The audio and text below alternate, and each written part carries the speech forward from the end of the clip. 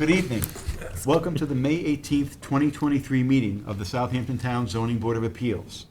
This meeting is being held live and also via video conferencing in accordance with the Town Board's enactment of Local Law Number 14 of 2022, adopted on May 24th, 2022.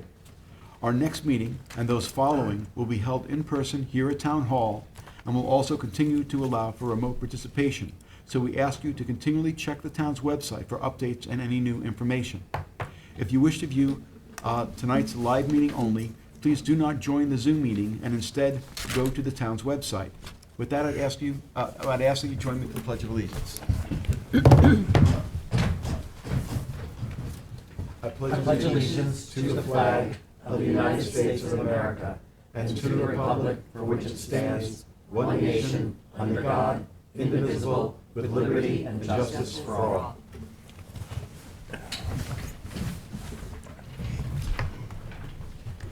For those of you who are here with us in person tonight, in case of an emergency evacuation, please exit through the rear doors of this room to one of the staircases across the hall and continue downstairs and out through the main entrance. Please do not attempt to use the elevators during an emergency evacuation. In case of a medical emergency, the automated external defibrillator and first aid kit are both located in the hallway on this floor opposite the elevator. Restrooms are located across the hall. We will be starting this meeting with the public hearings. We have applicants and members of the public here with us live and also standing by via Zoom webinar, which is being moderated by CTV. CTV will mute the speakers on Zoom until it is their time to give testimony before the board. Please be patient. If you find that you are having difficulties accessing the hearings, please visit the town clerk's meeting portal and click on the instructions link. Please silence your cell phones and refrain from speaking to one another in the boardroom as it interferes with our recording equipment. Tonight we have board member Helen Burgess, who will be participating remotely via Zoom. A reminder that applicants, agents, and members of the public speaking, other than attorneys, will be sworn in, will state their address for the record, and will offer their testimony as it relates to the application before the board. Before handing in any submissions to the board tonight, please make sure that the documents identify the ZBA application name and tax map number. The application name should also be written on your certified receipts. Unless otherwise stated at the end of each hearing, all of these applications will remain open for written comments for all purposes until a date to be announced after the hearing. Those comments can be addressed to the members of the board and sent via email, mail, and/or dropped off at Town Hall to the board secretary, Candace Cowell. And before we go on to the minutes, I just want to congratulate Susan Kern, who is now the vice chair of the Zoning Board of Appeals.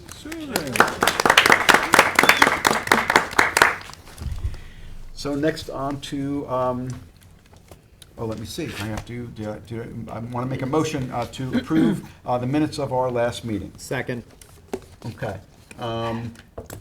Mr. Leonard. Aye. Mr. Daly. Aye. Ms. Kern.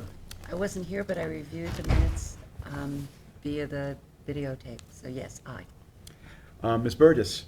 Aye. Mr. Macedonio. Aye. Mr. Tudhill. Aye. Chair votes aye. Minutes are approved. And next on to adjournments. Okay, we're gonna go to the decision calendar.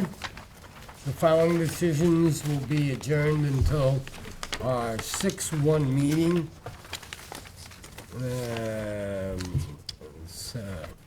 Samir and Kelly Gopal, Dennis Schmidt, North Phillips Properties LLC, Barbara Rosenthal, Matthew Frank, the Andrea Roadboard 2015 Family Irrevocable Trust, Production Holdings LLC, and Lee Skolnick. Second. All in favor? Aye. Any opposed? All right, then I'll move to reopen 1566 Noyak LLC to accept written submissions. Second. Mr. Tudhill. All right, Mr. Daly. Aye. Mr. Leonard. Aye. Ms. Kern. Aye. Ms. Burgess. Aye. Mr. Macedonio. Aye. Chair votes aye. Reopened. all right, now I'll move to close it for determination later this evening. Second. All in favor? Aye. Any opposed? All right, I'll move to reopen HBB Beach House LLC to Second. accept written subs. Second. Mr. Tudhill. Aye. Mr. Daly. Aye. Mr. Leonard. Aye. Ms. Kern. Aye. Mr. Macedonio. Aye. Ms. Burgess. Aye. Chair votes aye, reopened. Now I'll move to close for the determination later this evening. Second. All in favor? Aye. Any opposed? Okay. And then, the beginning of the decision calendar, I'm gonna move to reopen East Quogue 535 Realty Inc. for the board to have a discussion. Second. Mr. Tudhill. All right, Mr. Daly. Aye. Mr. Leonard. Aye. Ms. Burgess. Aye. Ms. Kern. Aye. Mr. Macedonio. Aye. Chair votes aye, reopened. All right, so this matter was reopened because, as you know, we referred this application to the planning board, and we hadn't had a report from them, even though we did take testimony at the last meeting that it was on. The planning board report that we received May 3rd basically suggested or recommended to the ZBA that we re-coordinate the SECRA because they had modified the application. They had eliminated the expansion of the non-conforming use. But, Claire had recommended that we re-coordinate SECRA.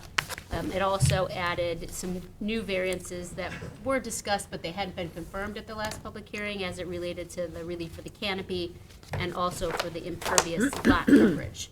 So we do need to re-coordinate SECRA. I did speak with the applicant. They suggested that the application is now a type 2, but Claire Shea disagrees. She's our planner who's been working on this for SECRA purposes. So I do think we need to re-coordinate SECRA, which we can do, but the other thing I wanted to talk to the board about was how you want to address the variances for the canopy and for the impervious lot coverage. Like I said, they were mentioned at the public hearing. In fact, I think one of the constituents mentioned the impervious lot coverage, which I didn't know was even a section of the town code. So you can capture that under any and all relief necessary, or if you want to, you can ask them to re-advertise for those variances while we're also re-coordinating SECRA. Well, my inclination is to, any and all belief necessary. I try to, make this process as simple as possible, but I don't know whether other board members feel that we need to do an additional notice to the adjacent property owners on this. I'm fine with it. Yeah. I'm fine I with would it. like to re-advertise. It's just gonna create I agree with re-advertising it.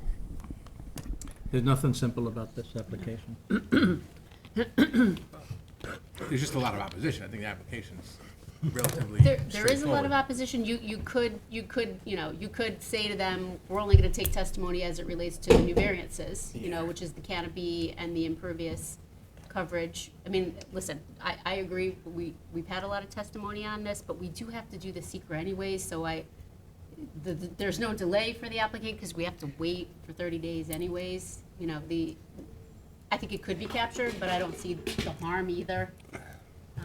Maybe All right, so let's go with Let's go re-advertise. it, Susan eliminate and it. Michael's wishes. But we can help the How's that? applicant, in the mailing say, Okay. for purposes of this hearing, the board only wants to hear new testimony as it relates to the canopy, I the agree. impervious. Yeah, I that- agree with that I that. agree with. Okay. Because we don't want to open the can of worms again and. Right. We don't have to hear everything all over again. Okay, so, Agree. all right, so, I don't know, I will, do we need to do a motion on that? Yeah, think I we just have probably to think do. of what the date would be, Yep, because we have okay. to, we have to get the revised, Make sure you'll be here for it. we have to get the revised EAF from them. God forbid I'm not here, So yeah. maybe, Second meeting in August. Yeah. we could do the second meeting in July, because that would give them, I'm out. I think Adam's out. okay. Actually, I'm gonna be here as it turns No, out, okay, so. I'll be away, so Okay. as long as you have enough. Let me just think, Okay. because let's say they gave us the revised EAF, within the next week or so, then you do 30 days from that. Let's do the second meeting of July. Will Which the I believe planning is board July have had 20th. time to do their secret by then? Well, we have to well, We actually, have we'd it on have for to, the coordination for next week, actually, we scheduled it presumptuously. Oh, okay. Okay. Thinking that this board was gonna coordinate, so we have it on schedule already. Okay, good. Okay. Okay, all right, so, I guess I'll make the motion that we're gonna be adjourning, We're gonna the re-advertise. re-advertising the application, and the new date will be on the re-advertised, application will be, July 20th. Second. Mr. Macedonia? Aye. Ms. Burgess? Aye. Mr. Tudhill? Aye. Ms. Kern? Aye. Mr. Leonard? Aye. Mr. Daly? Aye. Chair votes aye. Okay, item 3 on the agenda is Bridgehampton Fields LLC. I'm gonna move to re-advertise that to our June 1st meeting. To re-add, so we don't have to vote on that one in particular. Right. Now, to the front of the agenda, we'll go with item 1 on the new applications. Vincent Smith and Candy Smith, 74 Pine Neck Avenue in Noyak, Suffolk County Tax Map 900-5-5-30.1. Applicant requests relief from the following provisions of the town code: to legalize the addition and conversion of detached garage to finished storage workshop on a non-conforming lot. 330-84, pyramid height for a total pyramid encroachment of 578 cubic feet, where 368 cubic feet was pre-existing. 330-115C, continuance for an accessory side yard setback of 0 feet, where 0.2 feet was pre-existing. And 330-76D, placement of accessory building structures and uses in all districts. And 330-83C, yards to allow a storage building to be located within the minimum required side yard for a principal building. 2, to legalize an above-ground pool located within the required front yard setback. 330-11, Residence District's Table of Dimensional Regulations for an accessory front yard setback of 31.3 feet from Noyak Avenue where 40 feet is required, an accessory front yard setback of 38.9 feet from Pine Road where 40 feet is required, and an accessory side yard setback of 7.4 feet where 8 feet is required. 3, to legalize a deck around the above-ground pool. 330-83A4, to allow a deck higher than 1 foot above ground level to be located in the required front yard. 330-84, for a pyramid encroachment in the amount of 2.94 cubic feet. And 330-11 for an accessory side yard setback of 6.6 feet, where 8 feet is required. To legalize a sunroom, 330-84 for a pyramid encroachment in the amount of 85.33 cubic feet. And 330-103, corner clearance to allow a fence in excess of the permitted height of 2 feet to be located within the corner clearance areas, and any other relief necessary. Board has jurisdiction. Can you pass those to Good Mike? evening. Except to swear you in, swear you both in, you can just state your names and addresses.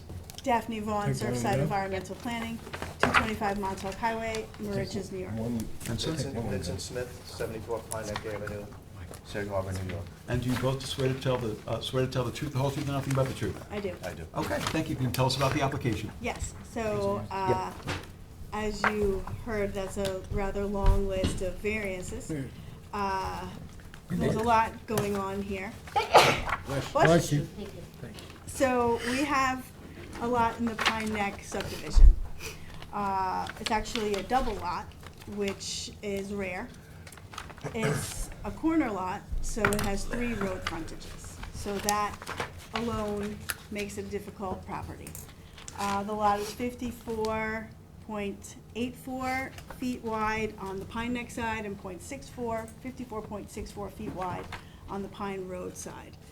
So having 3 road frontages, we have a number of issues with front yard setbacks. We also have a number of structures. This is a pre-existing non-conforming residence, 1-story, and a detached storage building that have been there prior to zoning. And Mr. and Mrs. Smith have owned the property since 1998. A number of improvements have been done on the property without building permits. So we're here today to legalize what requires variances. Now, some of those, like the sunroom, are an extension of the existing residence and are on a legal deck that does have a certificate of compliance. The swimming pool that was mentioned is an above-ground swimming pool that has its own metal decking with railing around it. That is located as far away from the road as possible, from all roads as possible, and is kind of tucked behind the detached storage building and adjacent to the neighboring property. It's, the pool itself is 7.4 feet where it's supposed to be 8 feet. This is R10 zoning. The decking is 6.6 feet where it's supposed to be 8 feet. Again, tucked as far away from the road as possible. Requires some street setback variances, as mentioned in the list. We're showing corner clearances on the survey. We showed them, I know this is probably something that you don't normally see. It's not something that is normally really looked at, but because of the, I guess, interesting nature, we will call it, of this lot, and the fencing that was put up, it's, that's why I gave you these photos, because I figured the easiest way to describe this is through photographs. So you could actually see what's existing. So you can see it's a picket fence that is not necessarily a straight picket, it's kind of a scalloping. So it's, I believe, 3 feet at the highest, and it scallops down to 2. So we showed corner clearance per the code, which is 50 feet from the actual lot lines, which actually goes through the residence. And then we also showed it from the pavement, which would be more logical, I guess, in a case like this, but is not technically to code, and that only cuts off a small amount of the property. Some of the picket fence is not located on the property line. It's located within the extremely large 25-foot right-of-way that is partially, mostly grass on the Noyak Avenue side of the property, and that we're proposing to relocate to the property line. And there's some minor area that needs to be fixed on the Pine Neck Avenue and Pine Road sides of the property. But it would still be technically within that 50-foot corner clearance on both of those sides. So we showed these photos just because of the nature of the neighborhood and the narrowness of all of the lots. Most of these people who have corner properties are maintaining some kind of a privacy, whether it's a hedge or a fence or something of that nature, just to maintain the limits of their property, so people don't park on it. This property is also very close to Circle Beach, which is literally steps away. And on page 3, photo number 9 of my presentation, I'm showing that Mr. Smith's property is actually used as kind of a overflow parking for Circle Beach, which is why he needs to have some kind of a fence there. Otherwise, people will literally be in his yard, which they pretty much are in this example. Buyer beware. So we would like to be able to maintain the fencing on the property line, which would be within that corner clearance. So that's one issue. The sunroom I mentioned is an extension of the house, requires some pyramid relief. It's on the deck that is legal. And is this the garage that when you say the sunroom, or is that? No, the sunroom is right behind Yeah. the house. The Okay. garage, it was there. There was a well house that was basically right off of the property line. I think that was the 0.2 feet that Mr. Tuthill read, that is now at 0, and that whole portion of the back, there was an outdoor shower on the west side that was expanded. And we have photos of the garage as well. So if you look at photo number 10, the left side of that photo is the portion of that garage. It's really a storage building that that was kind of rebuilt and expanded to the property line, and that acts as a storage closet for the building. The part where like the roof line ends and you see the, Yes. Yes, right. But the notes say the garage was converted to finished storage with loft above. Is that the storage building? That's what we're proposing. It's insulated right now. So we have some photos to show what the inside of the garage looks like. So wait, did we get off we got off the sunroom? Yes. Okay.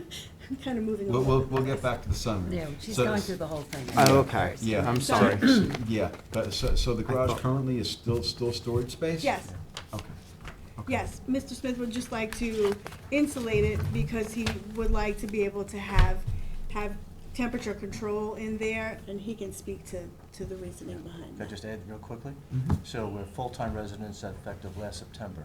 Mhm. So it's our only place for storage right now. So Mhm. everything we used to have in Babylon is now here, so we've thrown everything we can out.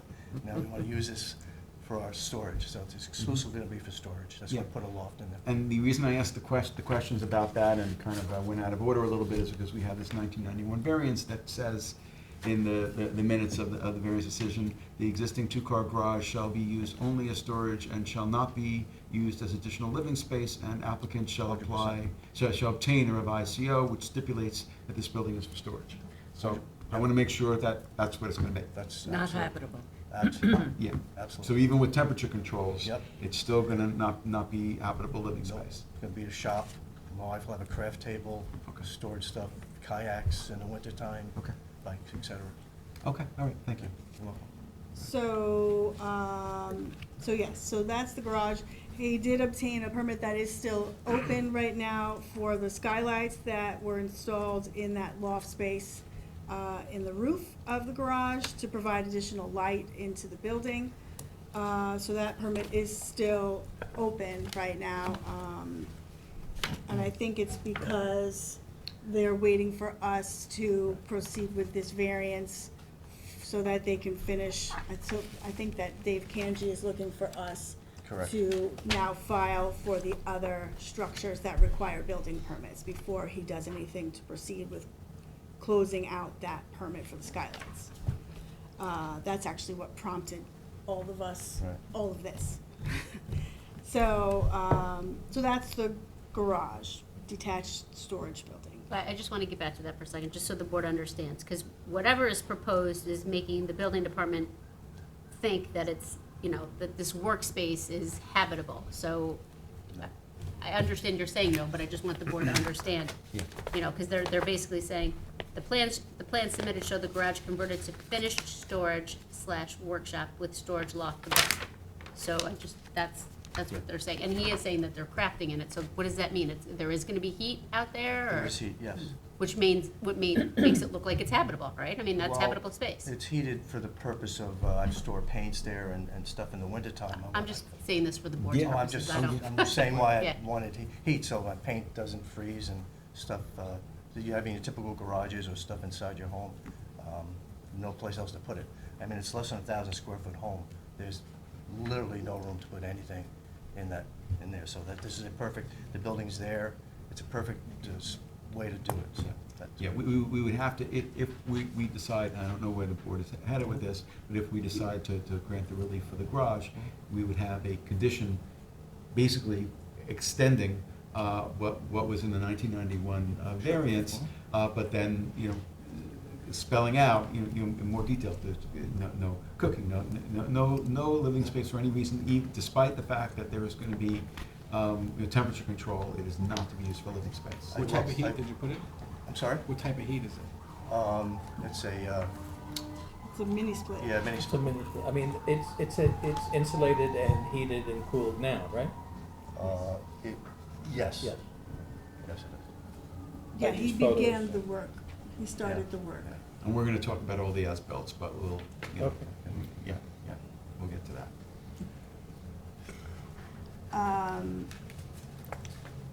Okay, so that, any more questions on the building? Okay, so the swimming pool has been in place since somewhere between 2001 and 2004. And it is an above-ground swimming pool. As I mentioned, that's in photos 17 and 18. Technically, that could be removed in the event that that's necessary.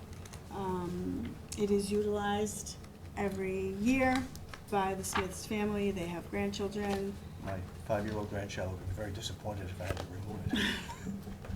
Well, it's also interesting Not our that that fault, was, it's your fault. that, it's interesting that It's that always was my fault. withdrawn from the 1991 relief request, and Yep. now it's there, so I don't know. No, That- the Was it previous there when- owners Yeah, that pulled was the back. prior Prior owner. Prior owner. So- And that was for an in-ground pool. Right. This was an above-ground. Did you put this in yourselves, or was it the prior owner? Since- above since- ground. Yes, we put it in. You Yes. put it I in? mean, I think most of the, it appears to me, most of the as-bills were done when you've owned the property, that's what it I appears to think be. all of them, yes. Yeah. Yes. Yeah. Okay. Fair assessment. Okay, so, did you hire contractors to do this work? Certainly, yeah, the pool was done by a pool company that did that.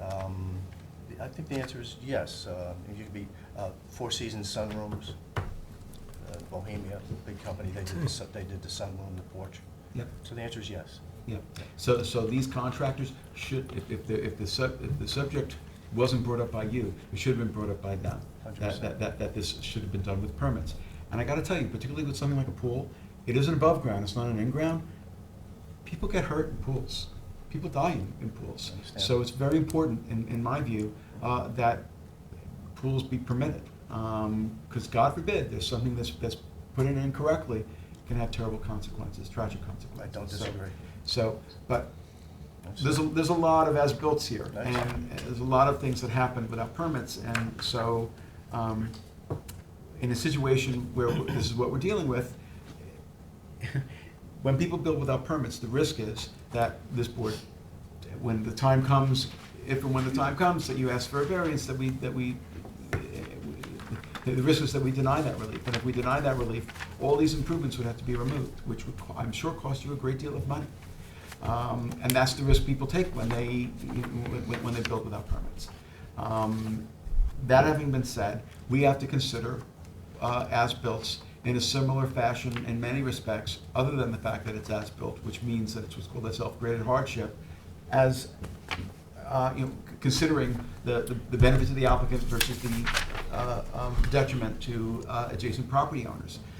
But it's harder for us when we have as-built because they're already there, and we know there's going to be a financial harm to you if we don't grant the relief. On the other hand, we have to consider it, and we have to weigh it. So that's the position that we're in. But maybe you can talk to me a little bit more about why they were built. All these improvements were done without permits. Well, clearly, in retrospect, I should have known better, and it was a wrong thing to do. I didn't, some of the things I didn't know I needed a pool, but I should have been aware of that. I may excuse me, a permit, but I should have been aware of that. I guess it's just easier. I mean, I can't think of any other reason. I can't say I knowingly did it, but I thought there was the right decisions at the time that I made that turned out to be obviously the wrong decisions. Well, and I appreciate that, and I appreciate the fact that you're coming here to try to rectify the situation. But that's what we're confronted with, is figuring out, and I don't know whether you've heard from any of the neighbors, whether any of the neighbors are here or on Zoom. We don't know. Maybe the neighbors are all fine with it. We're gonna find out shortly. Can I address that? Did you do any kind of preliminary estimates of what it would cost to remove certain aspects of the already as-built? No, All of them. We would wanna have We an would want to estimate. have an estimate in the file. Not because we want you to remove them, but because we wanna have in the file what the financial impact would be if we were to I think deny my the point just variances. stopped, but okay. I understand. Yes, I understand. and then this is I'm with not as-built. making I'm not making less of AEDs it, right I'm out in the hallway, right? We do this with everybody with We do. as-built, because it's just helpful in terms of the record. Right. Yeah. Can I address, you mentioned something about people speaking? Yes. I did speak to, there's 9 letters that went out to the surrounding neighbors. Yes. 6 of those 9 I've spoken to, and I have letters from 2 of them. Yes, which we received. Okay, and so I've spoken to at least 5 others there that have no problem with it. So I have their names and addresses for the record. Well, we're gonna find out. Excuse me? We're gonna find out. Okay, Yep, that's okay, fine. okay. Thank you. Well, I welcome, please do that. Oh, we might know right now. You see. I watched some of these just to get a feel for it, you know, when I knew I was gonna be in a hot seat. How your neighbors? Does anybody have a hand up? Because I know that's a question that always comes up.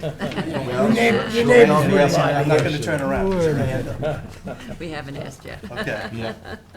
But honestly, even if we don't have any of the neighbors, we have to look at how close these structures are to property lines, anyway. So.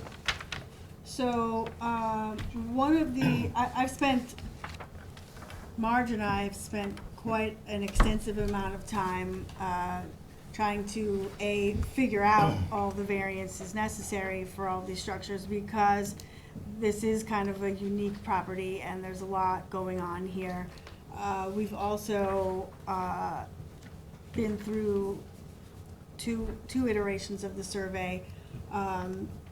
And one thing that Marjorie brought up is apparently there's a new interpretation by the building department about above-ground propane tanks, that the chief building inspector is looking at them now, that they need to meet accessory setbacks, where about a year and a half ago, I got a I didn't need a variance for a propane tank. I just needed to meet fire code, which I think was 3 feet off the property line.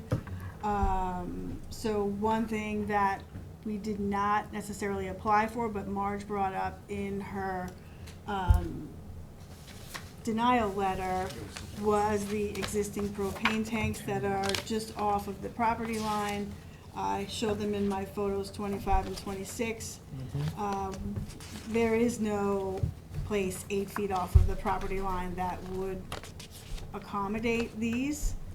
That would also work with the current hookup to the house. So we would also seek to maintain these propane tanks in their existing location, if possible. Are they supposed to have an 8-foot setback, is that what you're saying? or- Apparently, this is something that I has thought it was 10, been but that recently might be 8. determined. She can't make 8, she sure Yeah. as hell ain't gonna No, make I 10. just, No, I just, you need, Well, we it's would R need to know. 10, so the accessory setback would be 8 feet. We would need to know what your setback is. What What is it it? is. What, not, Oh, what right it now, is. it's on this survey. Oh, it is, okay. Yeah. So that's what the building department's doing now, having people put propane tanks a distance away from the What is it? residents. What's the or in setback? ground. Yeah. It can't be 10 feet from a window. Oh, it's Yeah, not, it's yeah, not yeah. on the survey, but I need to revise the survey anyway, because Marjorie's asking for me to take the second corner clearance line off that we showed. Okay. Yeah, they're right here. They're on there, but they don't say what the setback is. Right. Well, they're right on the property line. Yeah. I mean, is there any movement for them? I mean, you say you can't meet the setback, but is it something where you could move them back a little bit from the property line? Well, we have an issue with the sanitary system. There's a lot going, I mean, I this don't- is I a don't see small this- lot, so there's a Yeah, kind of, I everything understand, is but crammed in. I'm just saying that what is the concern being that if it's right on the property line and it explodes? I mean, is that what the Yeah, concern and is? there's a final shed within feet of it. Yeah, Yeah. there's a shed on the next It's a lot, fire hazard right? I mean, to the neighbor. do you see what I'm saying? Is that what the concern, except, in addition Well, to I'm not interpreting the sure, code, but, like I said, I had a property about a year and a half ago where the propane tanks were right on the property line, and I had spoken to the building department at that time, and they said it just needed to meet fire code, which I believe was either 3 feet or 3 to 4 feet or something like that off of the property line. well, that's not doing it. Oh, I see. So it's the property line, not the being next to the house? Yeah. No, it's the property, yeah. Yeah, okay, Yeah. okay. I know, That I actually had, makes more I had sense, propane yeah. tanks that were right on my house. Right. that Yeah, I the just house is, buried. yeah. Well, can you bury them? That was my next question. Can you bury these propane No. tanks? In fact, they're strapped, the picture that Daphne's referencing, it's on a cement pad and they're strapped. And the reason for that is that area floods, and during Sandy, actually, Oh, so if they you, floated if away. you So put them the underground, water it wouldn't table work, is, yeah. you know, Okay. it's inches Okay. deep. We are in a flood zone here. It's AE6. And there's a septic tank, the septic system is just to the right of, if you look at this bottom picture, the septic system is over here. You can actually see the cover, the browned area. This here? And then there's this entrance to the crawl space just behind the other hedge. So it's really filled out. I don't know, but it's tricky. That's a tricky one, I think. Yeah. And that's a tricky one, and then the That's a corner, tricky and the corner clearance issue raises some concerns for me. Was that variance advertised? No. No. It Yeah, wasn't, it she, is. It's the For last- the propane tank? No, the corner clearance. no, Yeah. no, the No, no, propane not tank propane is not. tank. No, the Pro- propane propane tank tank is was not. in the notes. Right, It's in the right. notes. No, corner clearance is a different issue for me, which Right. is, you know, if we have people that are not doing what they're not supposed to do, parking, that is, people going to the beach, parking on the applicant's property, should we be granting relief because people aren't doing what they're supposed, other people are not doing what they're supposed to do? And that's, But I think this is a very small lot. it is. it And, is. you know, for them to meet the 50-foot setback is ridiculous. I mean, they're never gonna be able to do Can't that, do it. so. Yeah, I mean, yeah. I also am sympathetic that people are parking on your, you wanna protect your property, you don't want them parking on your lot. So, but, it's a small piece of property. To Mm-hmm. meet the corner requirements would really be difficult, I think. Well, that's why we showed the two lines, because from Yeah. the true property line, it literally goes right through the house. Mhm, Right. mhm. Well, I'm concerned about the precedent that would set. Yeah, no, I know what you, I know what you're saying. Mm-hmm. This board has granted corner clearance before. I won't have granted corner clearance before, but the reasoning for the corner clearance in this instance being people parking on a person's private property, is pretty extraordinary to me. I don't think that's the only reason. Yeah, it's just maintaining your property boundaries Yeah. as well. Yeah. Yeah. Yeah. Right. Where is this, what segment of the property is photo 9 where people are parking? Is that in the rear It's yard Noyak. on Noyak? It's on Noyak. It's here. Noack Avenue. Noyak Ave, and they Right. park in Right, like that, kind of headed towards the pool and towards your Yeah. backyard? Yeah. right. I That's mean, just that's not customary? frequent. I don't want to give you guys the wrong impression, but on holidays and people without stickers, and when the lot does get full quickly, they just find the side streets. And I Yeah, happen sure. to be prime territory, because I have 25 feet from the road to where the property line is. So there's plenty of green space there for them to pull up. Right. So that's. It is a very large right-of-way, which is, Is this fence on your property line? no. That is not on the property line. So we're proposing to that relocate it back. to the property line, so it would be. They're gonna get another even- 10 feet of right of way. So it's actually on the right of way? Yes. I think I probably should have, I think we read that. It's Yeah. here. It's, That's the fence. Yeah, in the notes, it's in the notes. Moving the fence back So to they the wanna actual move it property back line to the makes it property worse, line. actually. Because For it you? gives them more. Yeah, it gives them more space to, come on. to come on. Right. But that you have to do. No, I'm not saying, I'm that's not not a- arguing. They also for that, will just- be relocating their current parking because technically the existing driveway, because the right-of-way is so large, is not within their meets and bounds of the property. So the parking has to be relocated elsewhere. So we're proposing to relocate the driveway coming off of Pine Road.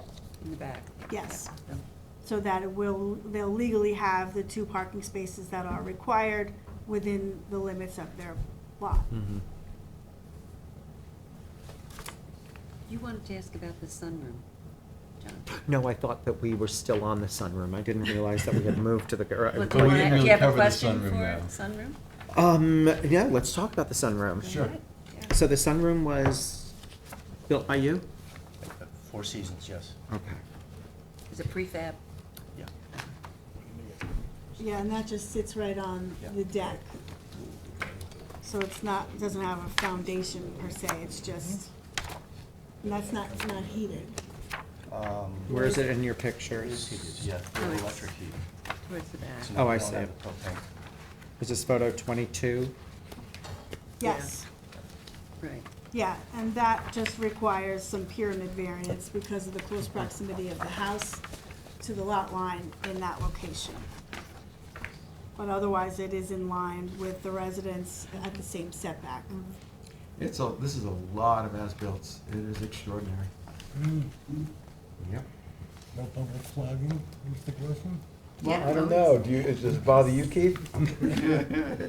I can remember an application a while ago when we had pretty much a whole house without permits. Yeah, You yeah. remember that? Whole house, entire Let me house. say, the ironic part Oh, yeah. about this is I wanted to do this to make sure that my children, and their children wouldn't go through this You're later right to on. do it. You're right to And, do it. I so mean, yeah. My intention was good, and I do apologize No, your for having intention is done this good. way. Right.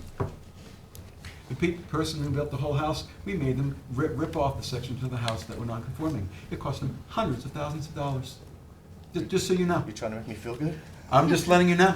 I That's the risk I- people take. I totally understand. Yeah, yeah. Can I just say, in terms of the board, if we were looking at this as a proposal, would we have objections to some of these setbacks and other things? I mean, let's look at it from that point of view.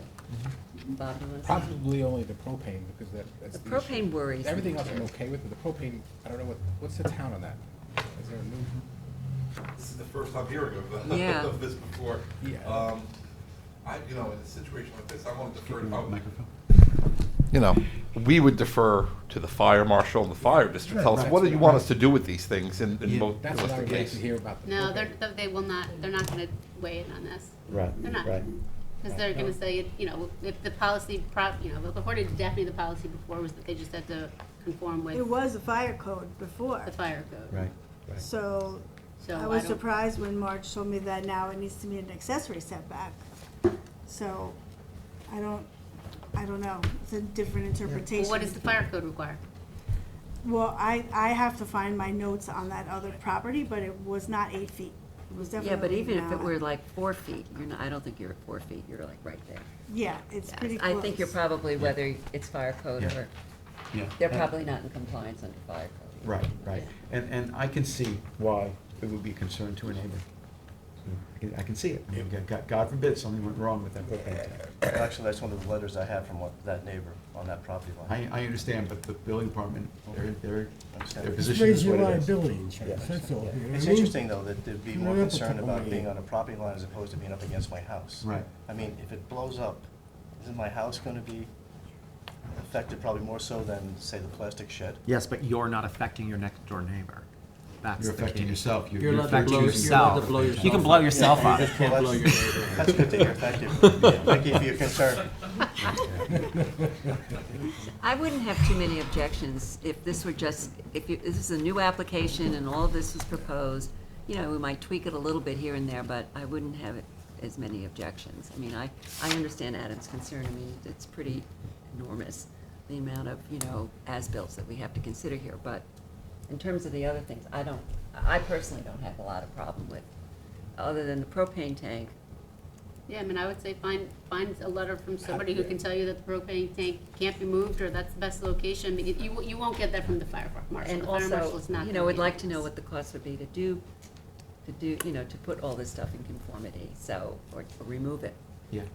I'd like to know what that is. Which I know is gonna be a big number, but we need that number. Yeah, Broken down. Well, it's impossible to really put any of it in conformity because No, I there's understand. no way. Yeah. Other So than it'll be eliminate removed, it. It'll be removed. Yeah. like the pool, Yeah. eliminate, yeah. Yeah. Sunroom. Oh, yeah. We had another application, just for your information about the kind of what we deal with sometimes, where a prefab house was put on the wrong lot in a subdivision. Nothing, a permit, nothing. They landed on the wrong lot. So just another example of the things that we see. It's rare stuff like this. But, we want people to get the permits, we want people to do the right thing, and I understand that, sometimes circumstances make it difficult, but then that's, that is a concern. But that having been said, Susan, I agree with you that for the most part, luckily, what's being proposed is not gonna have a significant negative impact to speak of on the adjacent property owners, but we have to wait and hear to see if there's anybody who's waiting to be heard on this one. So, okay. Let's do this. Yeah, Yes. I have an issue with the propane tanks for safety. I mean, I would not vote to approve allowing the propane tanks to stay there. I don't know what that will require you to do, what your options are, but that's just on one vote. Are you not requesting to actually do some additional building here now in that back area? No. No? Just insulation in the, Okay, just insulation, all right. There's so much here, I'm trying to digest it. yeah. Okay. And the storage, the accessory structure, the storage was built before, by the previous. Yes. Yeah, there was just that, It was a two-car garage, yeah, right? that back portion was partially existing, it was just reconstructed. And the variance was solely for the purpose of turning it into storage. The variance. Was for The heating. previous From- one. The variance from before, just, Oh, what was it? I Said haven't, I that didn't it get a was copy of to- it. It's in the yeah, packet. it should be in the there. packet. It wasn't in my packet. It was. It's confusing because it's an old one, so it's just a. Says You know what minutes. it was, is that So variance, it's from 1991, Was- so it's variance number 9078 dated March 7th, It was, 1991, and then there are minutes, and the minutes are actually Yeah. what we're looking at. it was a condition Correct. of the variance for this small addition to the side of the house. This, where the Correct. propane tanks Yeah, are. the request was for a existing deck and proposed pool and deck, see attached minutes. And then in that decision, it has, Through the pool. the existing two-car garage shall be used only as storage and shall not be used as additional living space, and the applicant shall obtain a revised CO which stipulates that this building is for storage. Yeah, So that's, and then next sentence, further, I move to grant applicants request to withdraw their application for a proposed swimming pool. So, So what you have, what's been put on this property since you've owned it, Mr. Smith, is the pool and the sunroom, is that right? Correct. Anything else? there's a hot tub that also Hot tub, requires legalization, outdoor but that shower. doesn't need A variance. It was a there. variance. It was there. The propane tanks were there also in the courthouse? yes. Yeah, I just don't think they were shown on the survey. Okay, any other questions? I Is there anyone in the had board? I had one question, just for Daphne to follow up with Marge about her comment with the FEMA. You know, she said something about substantial construction or. Yeah, she had mentioned that to me, and I had compared this to a pool house, essentially, that it's not, since it's not habitable space, it shouldn't need to meet FEMA. So she had suggested that I contact Art Gerhauser, who suggested that we have an inspection. So I guess about 2 weeks ago, Mr. Smith requested an inspection, and because inspections are so backed up, he can't have one until 24th. the 26th? The 26th, correct, Yeah, sorry. which is next week? I don't even know. Next week, yeah. It is? Yeah, Okay. Okay. Just let the board know what the update is from that. yeah. Okay. Any other questions? Is there anyone in the boardroom who's waiting to be heard in connection with the application of Smith for our property located at 74 Pine Neck Avenue in Noyak? Is there anyone who's waiting to be heard on Zoom in connection with this application, which again is for property located at 74 Pine Neck Avenue in Noyak? If you're waiting to be heard on Zoom, this would be the time to let us know by raising your hand. No one on Zoom. Okay. If not, Mike, it's yours. Well, I'd like to keep it open, and ask, first of all, we'd like to get information on what it would cost to remove the structures that are not permitted. I'd like to know what you propose to do with the propane tanks. I mean, part of the reason that there's not place to put propane tanks is because you have unpermitted structures in the way, you know? So, I don't know, keep it open or have that all responded to by writing? Does anybody have any opinions on that? I I'd mean, like them to come back. I'd like you to come back with, With some more information. yeah, Okay. more information about what you What do you wanna do? what you intend to do with the propane tanks, and the cost of removing these things. And you may think about it, and you may decide to give something up. I don't know. I'm okay with the pool. I understand the fence and several of the things, but the propane tanks is my biggest concern. At this point, I would go without heat. Yeah, right. Before I give up some of the other stuff. Socks and sweaters, right? That's the answer. So when would you like to come back with that information and your thinking about how you want to proceed? Anytime I get that information, 2 weeks, 4 weeks? next Yeah. couple of days. We have 6/1 is our next meeting, 6/15 is the meeting after. 6/1 is the next I meeting. can't come June 1st. Okay? Sixth, the 15th? June 15th? Yes? I think so? 7/6. No. June 15th should be fine. Let's do June 15th. Wait long enough, I could use the pool all summer. Kidding. You're gonna be okay with the. Okay, Okay, so so we're that's gonna the leave motion. this, we're gonna leave this open, and we'll see you again on June 15th. Okay, that's a motion. Second. Yeah, second. Okay, Mr. Daly. Aye. Mr. Macedonia. Aye. Ms. Burgess. I Mrs. Tudhill. Aye. Ms. Kern. Aye. Mr. Leonard. Aye. Chair votes aye. Thank you both for being here. Have a good rest of your night. Thank you. The photos are very helpful. Thank you. Yes, they were very helpful. Great for time.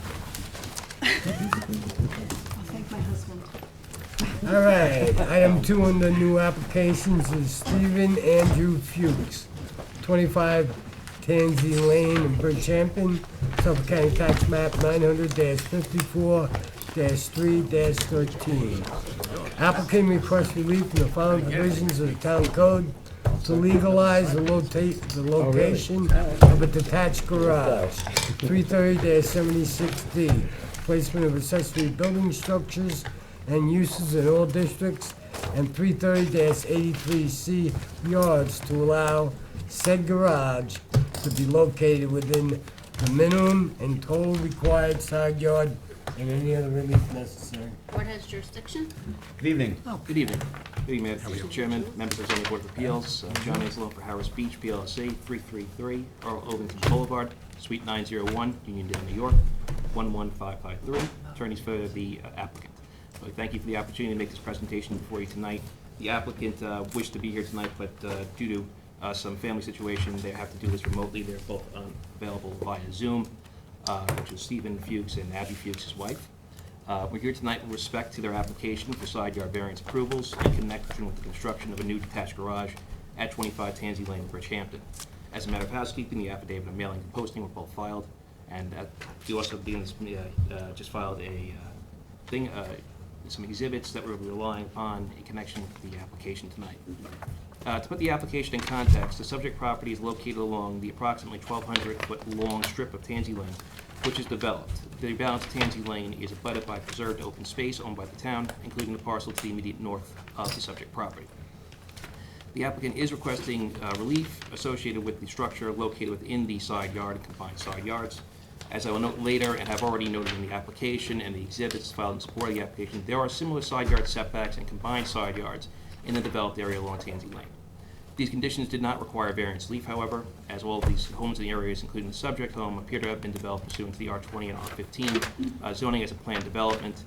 Since the homes in the area were developed, the applicable zoning standards appear to have been changed, which renders the once permitted setbacks non-conforming and requires the applicant to seek a variance to construct improvements within similar side yard setbacks to other residents presently located along Tansy Lane.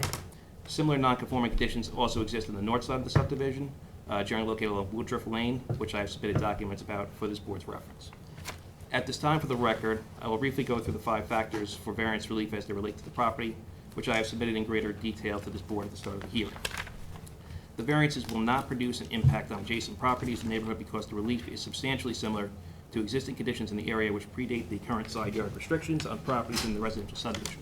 Detached garages with similar side yard setbacks and combined side yard setbacks exist at 32 Tansy Lane, 40 Tansy Lane, 47 Tansy Lane, 55 Tansy Lane, 59 Tansy Lane, as well as one house to the south of the subject property at the corner of Tansy Lane and Worcester Court, which is the address of 1 Worcester Court.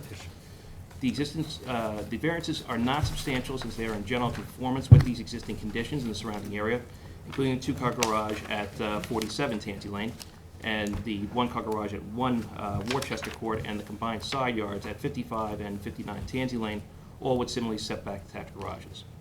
The benefits sought by the applicant cannot be achieved without a variance, since the existing location of the house and the property necessitates siting the garage within the required side yard. The variances will not cause an adverse effect on the environment because the garage is in substantial conformance with other homes with detached garages in the immediate area surrounding the subject property. Further, the neighboring home to the southeast, which is the closest to the proposed garage, has a 40-foot setback to the property line, effectively creating an over 50-foot setback from the garage to the neighboring residence. While the variance is partially self-created, by virtue of the fact that it is a new structure, and thus, of course, is self-created, the variance relief is also necessitated by the more restrictive setbacks being applied to the property than when others in the subdivision were constructed, as well as the existing location of the home. Further, the applicant's satisfaction of the other 4 factors weighs substantially in favor of granting the variance. As I mentioned, both Stephen Fuchs and his wife are the co-owners of the property, and they are available by Zoom. We are happy to answer any questions this board may have, but otherwise we respectfully request the board to grant the requested variances and submit that the application is in concordance with the 5-factor test set forth in SASA v. Osgood and New York State Town Law, Section 267B3B, for the reasons provided tonight and in the application for materials. Thank you for your time and attention. Okay, so I guess I just want to speak with, I guess, the applicants about, how the garage, with back in circumstances related to the garage being built without approvals, so that we can get that information from them. Sure, I don't know if they can Yep. put their hands up. Okay. Kevin, looking for Stephen Fuchs and his wife. They should be hopefully on Zoom.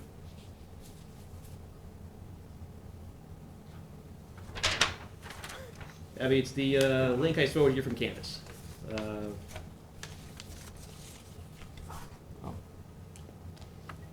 I can start with saying that they filed an application in January actually of 2022. They told me that they believe that they thought they had the permit, but obviously they did not.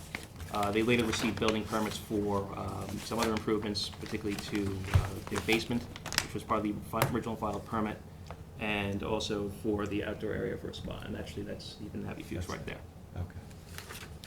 Okay. We can see you. I don't know if we can hear you. Can you hear us? We can hear you now. Okay, okay, very good. I just have to swear you both in. I hope if one of you is driving, I don't want anyone raising their hand if they're driving. Well, actually, Abby's an attorney. I believe Stephen is as well. Oh, if you're attorneys, then I don't have to swear you in. Okay. You're attorneys. But you can still gotta Stephen tell is the not? truth. Okay. Then Stephen, I just have to swear you in. If you can state your name and address for the record, please. Abby Fuchs, 25 Tansy Lane, Bridgehampton, New York. Okay. Stephen Fuchs, 25 Tansy Lane, Bridgehampton, New York. Okay, very good. Well, Abby, I don't have to swear you in, but Stephen, if you swear, do you swear to tell the truth, the whole truth, and nothing but the truth? Yes, I do. I'm also an attorney. He's also. Oh, you're an attorney. Okay, we weren't sure whether either of you was attorney. You're both attorneys. Okay, so I didn't have to swear you in. Anyway, so I just wanted to ask if you could let us know what happened with the situation with the attached garage, because we have it as a relief to legalize it, and we just wanted to ask if you could tell us about what happened in terms of it being built without permits. We had permits for finishing our basement, and I believe it was linked with the garage, and we submitted all of the permits at the same time, and we believed, and everyone involved believed, that the permits were all together, grouped together, and as soon as we learned that there was an issue related to that, the work completely stopped, and there's been just a slab and like sticks of wood since we learned of that we needed a variance for this. So we stopped immediately. There was no other work. We were finishing the basement, and doing this. When we applied for the application, it was all linked together, or we thought it was all linked together. Yeah. Our contractor thought it was all linked together, and that it was just basically a mistake. Okay, so an application was applied for, but this part of the application, I guess, couldn't, the building department couldn't, I guess at some point realized that a variance was needed. Is that correct? That's correct. Yeah. It was just sort of a mistake, I guess. Okay. Okay. And we were doing, as I said, we were finishing the basement, we were putting in a hot tub, and it was linked together. And then because of that, it was actually separated, and we had to get another permit for the other work, which we did, but the work on the garage, and I don't know if you have photos of it, completely stopped. It's not a garage, it's Okay. a couple of pieces of wood in the air and a slab. There's Okay. no garage. It was stopped immediately Right. when we learned of this. We're both attorneys, we stopped immediately as soon as we learned of this. Yeah, okay, no, very much appreciate the explanation. We ask these questions of any applications where we have, almost any applications where we have as-built structures. So I appreciate the explanation. Was the Yes. original garage what you converted now into a pool house? Yes, that's correct. Okay, so you had a garage, it was in the backyard, and it's now being used as a pool house. So now you're That is looking correct. for a variance to put it in your side yard. That is correct. To build the new garage in front of the pool house, the old Right, garage, right. which is now a pool house. Right. And we, if I may, we looked at houses that are very similar to ours in the neighborhood and saw what they had and liked what they had and wanted to do what they had done. That's where we got the idea from. Yeah. Okay. Well, I Understood. commend you for stopping. Some people don't stop. If you have any pictures, you will see the eyesore that it has been since we learned that we needed a variance. Yeah. Okay. Appreciate that. Well, sorry about that. Okay, any other questions of the applicants? No. Okay, all right. Hey, he's Is got there a- anything else you want to tell us? Please? We just want to thank the members of the board for your time, patience, and consideration. It's a little bit embarrassing for two attorneys to be in this situation. We hope that the board will grant the variance. I'm sorry we couldn't be. You have a there copy of the ahead of denial time, sheet? I think, Yes. Can I ask a question, Katie? A family Because this is situation, we were trying to get to you, and we could So not. you'll deal with the Okay. planning department? Thank you. Yes, there's actually an application already filed for that. Okay, We already filed for it, and, we've already had the inspection done for, tell us what to And you're gonna, replant. you're We're gonna go filing downstairs to the building department, and you're gonna legalize the, Trellis. Trellis, we actually have it, we filed a building permit for that in January, it's actually on the January building permits from last year, I don't know why it wasn't approved as part of it, but the answer is yes, obviously, we'll. You'll take care of We'll it? do whatever we All need right. to take care of that. I just wanted to ask Katie, with detached garages and side yards, do we usually, approve that? I mean, do we require them to attach them to the house, so it's part of the original structure, or? No, I mean, then they'd have to comply with the principal setback, Okay. so it's, Okay. it's really, sometimes we do that when there's an interpretation that it's too big, Okay, because then you don't have to deal with that interpretation, but in terms of, this seems like it complies with size, complies with pyramid, it's just the placement and the okay, required yard. just wanted to check, Yeah. okay. you guys want an estimate, No, huh? I'm okay with it. No, right? Do you want an estimate? An estimate How to get rid of difficult what would they it be? started? Of what, to remove it? To remove the Yes. slab? No, Move to conform no, with no, Okay, no, no. just asking, very Okay. good. One other question. Everybody These else poor out there? people. Oh, hold on a second, please. I have one more question. So we did have in our building department notes about that the property appears to be overcleared shall be addressed with the planning division. I just wanted to So, make yeah, sure you're aware. we've actually already filed an application with I the just planning went over that division. with him. It's actually on the surveys before your board, actually showing where the Okay. restoration area is. Okay. And we have the application filed, we've already had the inspection done, they told us what we need to plant. Okay. The next step is to file the replanting plan. Okay, very good. All right, any other questions? So, Eh, are we, the relief, what is the relief we're being asked to give? The placement of it, the placement of the garage within the. Within the minimum side yard. Total Yeah. required side. So there's Yeah. no, Side yard setback setback and- relief, it's just that it's being placed in a side yard instead of a rear yard. Yeah. Oh, it's a side yard and total side yard. Yeah. Yeah, okay. All right, is there anyone from, who's here in the audience who would like to be heard in connection with this application, which is the application of Fuchs for property located at 25 Tansy Lane in Bridgehampton?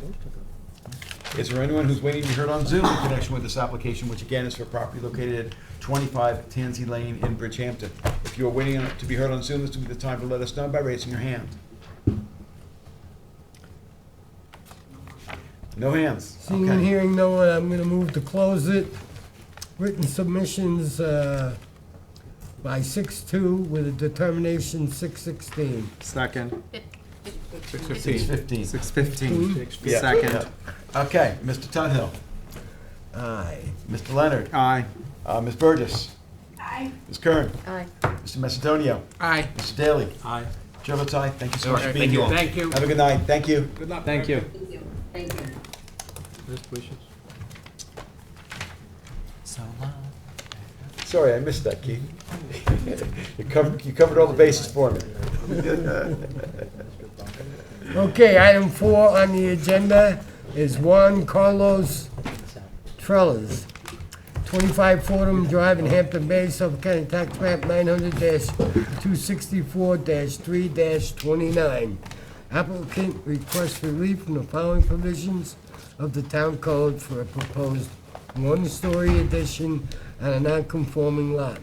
330-11, Residence Districts Table of Dimensional Regulations for a minimum required side yard setback of 10.6 feet where 20 feet is required, and a total required side yard setback of 24.2 feet where 45 is required. And 2, 330-84D, pyramid height for a total pyramid encroachment of 231 cubic feet existing, 18.91 cubic feet on the west side, proposed 211.83 cubic feet on the east side, and any other relief necessary. The board has jurisdiction. Good evening. Someone here on behalf of the applicant? I'm on Zoom. On Zoom, okay.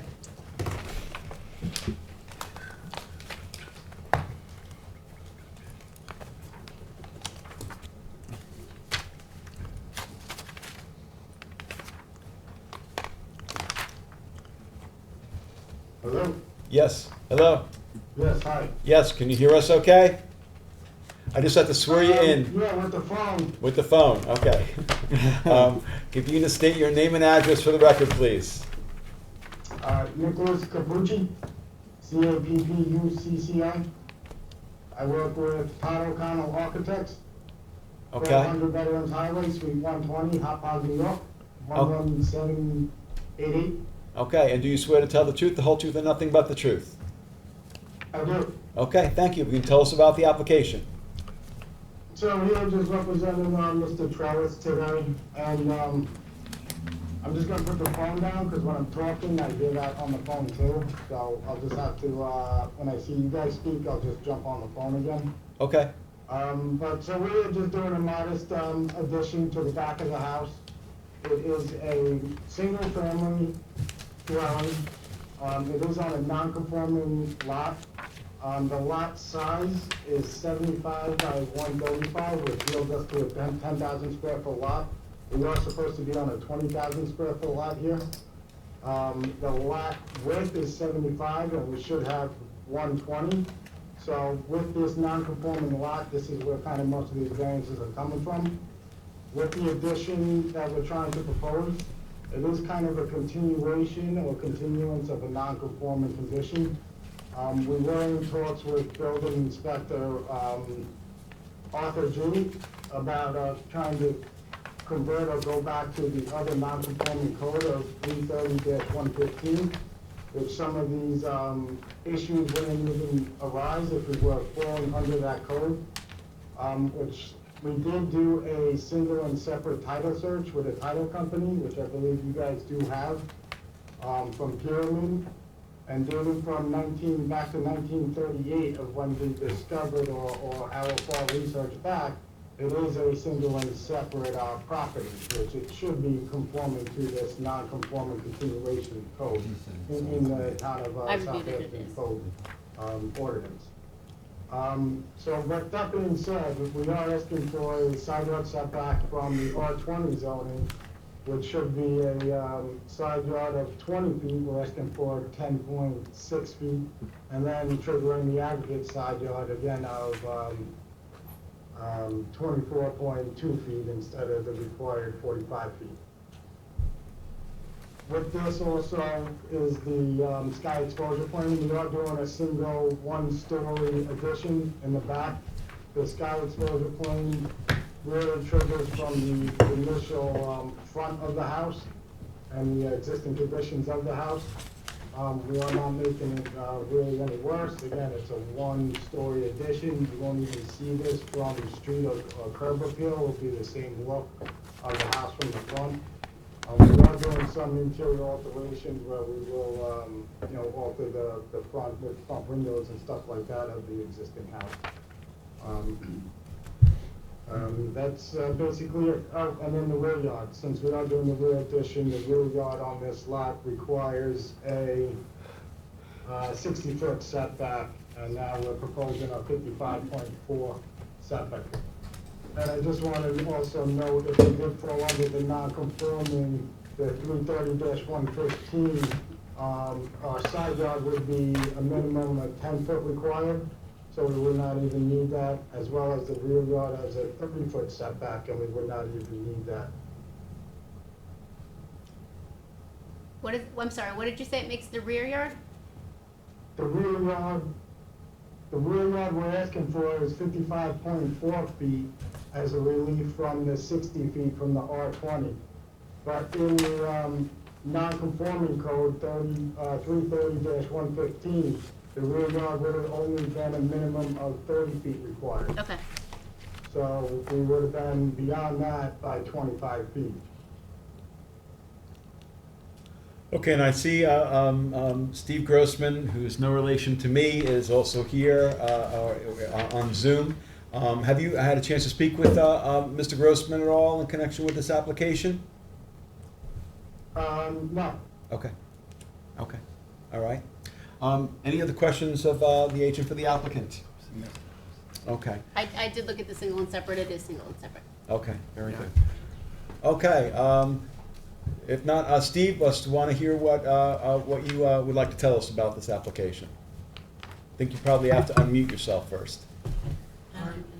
I don't know how this allocation got linked as wire here, but I was more concerned with number 3 and the adjourned application, so.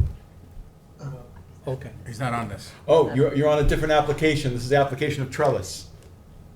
We're Yes, hearing the ma'am. application of Trellis, so it's not yours, okay. All right, no worries, then we'll talk to you shortly. Well, Windy Hill has been adjourned. But Which we Windy, have five. one has But and number one. 5 hasn't. Oh, number 5, 4 Windy Hill hasn't, 2 has. Okay, Number 3 has, that's it. so, yes. You just ask Nico to spell his first name. I think it's Nico, and then his first name was Oh, York. yeah. Just wanted to ask you, you can spell your name out for us, for our records, your full name, please? Nicholas, Nicholas. Nicholas. Last name's Capucci, Cappucci. Got it. Thank you. Okay, very good. Okay, so Nicholas, Mr. Grossman's here on another application. So, anyway, so I'm just going to ask if there's anyone from the public to be heard. So, let me do that. Can we just Yes. clarify? Sure. So we're asking for, what are we asking for if the single and separate? If the single, so Well- we're not asking for a rear yard setback, correct? Because that would be 30 feet and you're doing 54.4. And what about side yard? It's now If you want me to 10.6 and are we, did we do the calculation of what the side yard would be? I don't see the rear yard on. It's not even advertised, but he Right, said so that it's- if there. So it's the total possibly the total required side, I'm not sure. And then pyramid. Okay, the pyramid I got, but what are we doing in the terms of the side yard now? What are we? It's the 10.6. But if it's single and separate, Correct, does he then- need to even get that? No. No, so we don't need to do the just need side pyramid. yard bit. We So don't now- need to do the minimum required side. I don't know what the total side is, so we'll have to confirm that with the building department. Okay, and then Okay. the pyramid, okay, I just Yeah. wanted to clarify, okay. Okay. I guess if I could just clarify too. Because I'm not sure if they're gonna recognize it as single and separate, They will. or Arthur is recognizing it as single and separate. They're going to when We're we- gonna recognize it as They- single. they will. I guess, They will. Granted on what is presented before you from the art. Right. You're talking to a shoulder. Put your, yeah. They will recognize it. recognize it once we tell them. When we tell them it's single and separate, they will recognize it as single and separate. Okay. Okay? So then, based on that too, it would be aggregate, because on the 330-115 is zoned for non-conforming D zone, aggregate will be 25 feet, and I'm asking for 24.2, 24.1 feet. So. So it would probably be the gonna need aggregate, anything. then it would He be, needs 24.2 or 25 is the sky required. exposure. Oh, okay. And then the rear yard and the side yard. 24.2, we're 25. Okay, so we'll get clarification as to exactly what relief is needed. But I think at this point, we have everything we need. We just have to find out whether there's anyone in opposition. So in terms of the neighbors. Anybody here? Yep, anyone here? So is there anyone here in connection with the application of Trellis? This is a property located at 25 Fordham Drive in Hampton Bays. Is there anyone who is waiting to be heard on Zoom in connection with this application, which again is a property located at 25 Fordham Drive in Hampton Bays? If you're waiting to be heard on Zoom, this would be the time to let us know by raising your hand. No one on Zoom? Okay, if not, Helen, it's yours. Okay, we'll close the public hearing today. We'll leave it open for written submissions to June 2nd with a decision on June 15th. Second. Ms. Burgess. Aye. Mr. Macedonia. Aye. Mr. Tudhill. Aye. Mr. Leonard. Aye. Ms. Kern. Aye. Mrs. Daly. Aye. Chair votes aye. Thank you so much for being here. Excellent, thank you. Being here on Zoom, I should say. Have a good rest of your night. Moving right along, Keith. Moving right along. All right, give me 1 second here. All right. What we have next is under new adjourned applications, 1127 Noyak Path LLC, 4 Windy Hill Lane, Bridgehampton, Suffolk County Tax Map 900-36-2-16.7. Mine says 4. That one says 4. I don't know what happened. Okay, we're on Windy It's Hill. confusing, but we're here for 4. That one is the original. Okay. That was the original that That's- came The last application time. is gonna be Yes. advertised for June 1st. That's when you have in your hand. Okay. There is another one that says for Winter. Okay. May I start? Yes. I'm Alice Cooley. Unless, yes, you're an attorney, I don't have to swear you in. I'm an attorney. You're an attorney, okay. This is my partner, David Kirst. He's an attorney. And this is Siu Liu. Okay. Who's not an She is attorney. I not can- an attorney. And I can swear her in if you'd like. Sure Are you thing, gonna- swear her Okay. in. Okay, very good. If you can state your name and address, This please. is Sia Leo, I'm the architect for the project. The address is 70 Main Street, Southampton. And do you swear to tell the truth, the whole truth, and nothing but the truth? Yes. Okay, Yes, thank I you. All right. Okay, so there are 2 parts to this application, as you know. The first is the challenge to the building inspector's determination, and the second is the variance in case that you do not agree with us. So I'm going to ask my partner David here to present the appeal, and then I will present the variance standards. Okay. We also just handed out a package, which we will refer to a bunch of these materials tonight. We have various diagrams showing how the interpretation affects this lot and how it affects other lots, the old interpretation versus the new interpretation, and then a revised site plan, which actually eliminates the need for the variance if the board does agree with us. And I think, oh, and there's an aerial right at the end. Okay. You're on, Dave. All right. Evening, David Kirst, Matthews, Kirsten Cooley. As Alice said, we are here for challenging the determination of a building inspector. The determination found that the proposed tennis court is located in the required side yard of the principal building. We have submitted a diagram showing the difference between the prior interpretation and the position the building department is now taking. That is this diagram that's in the packet that you just received. Okay. The area that is hash marked in red is the area that would be currently allowed, and the area that's hash marked in blue is the area that was previously allowed.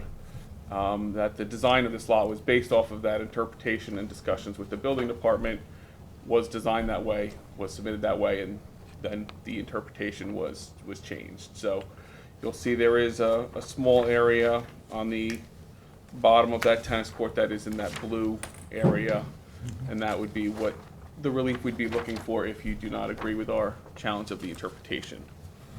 It's our contention that the proposed tennis court is entirely in the rear yard and does not encroach into the required side yard of the principal building. The definitions of front yard, rear yard, and side yard, as contained in section 330-5, fully support this position. The town's own residential zoning overview booklet also supports this position. In discussing required side yards, the zoning booklet states, these setbacks apply to the side yard space between the front and rear walls of the principal structure and are tightly regulated. The past practices of the building department also support this position. Our office has submitted surveys from 5 properties that's in the material that was just passed out this evening that show accessory structures and buildings in the same areas of the lots that are now our clients being told needs relief. So the past history of the building department, the past writings of the town in their zoning booklet all support the position that our client is taking here. And now to assist in this presentation, if you can flip to, I believe it's the 3rd piece of material in your packet. And unfortunately, I'm going to go through the definitions of the yards and this diagram to illustrate our point. So, front yard is the first diagram on this page. It is defined as an open, unoccupied space on the same lot with the building, situated between the nearest roof portion of the principal building and the front lot line of the lot, and extending from side lot line to side lot line in the case of interior lots. So in that diagram you see there's a house there, front lot line, and the light gray area is the front yard. That runs from the front lot line to the nearest roof portion of the principal structure. The second definition is rear yard. Space on the same lot with a building situated between the nearest roof portion of the principal building or buildings and the rear lot line, and extending from side lot line to side lot line. Again, there's a diagram there, shows the house, the rear lot line, and the rear yard located between the two of them, stretches from side lot line to side lot line. That's shown in dark gray. And that's really, one of the most important definitions here, because this shows that this entire area behind the house is rear yard and not side yard, as the building department contends. So based on this definition, the portion of the property that the tennis court is in, which you can see on that first diagram, it's all located behind the rear of the house, and the rear lot line is all rear yard. So now we get to the definition of side yard. A space on the same lot with a building situated between the nearest roof portion of the principal building or buildings and the side lot line of the lot, and extending through from the front yard or from the front lot line where no front yard exists to the rear yard or rear lot line where no yard exists. And again, our diagram shows the simple language here and how that would appear. That is only those blue sections on the side of the house between the front yard and the rear yard alongside the residence. So again, contrary to the building department's contention, the side yard ends at the rear of the house. So the principal building side yard does not extend all the way to the rear, to the minimum required rear yard line as contended by the building department. What's the size of the proposed tennis court? It is 55 by 110. 55 by 110. Okay, Right here. okay, thank you. So go through that last point again. They This, contend this, what? they contend that the side yard Goes runs all the all way. the way back to the minimum required rear yard setback, which So then the clearly rear yard it would does just not. be from the minimum rear yard setback to the property line. Is that what they would say? The rear yard is just that? Correct. And that's illustrated in the diagram showing the red Red of hash. previous and blue. Yeah, okay. Got it. So the plain language of these code definitions clearly show that that area is the rear yard where the tennis court is located, that the side yard ends at the rear of the house, and therefore the determination that the tennis court is encroaching in the required side yard of the principal residence is incorrect. And as such, the court is fully compliant with these setbacks.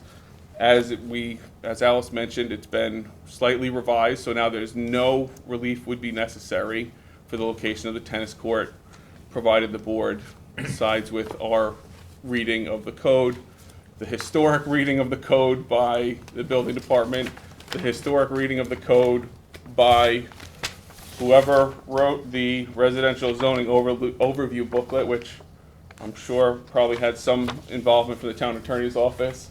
I think it was Mike Benincasa. Would all support the position of our client in regards to this property, this tennis court. And it meets all the setbacks Correct, as it has been revised location, for accessory. meets the accessory setback.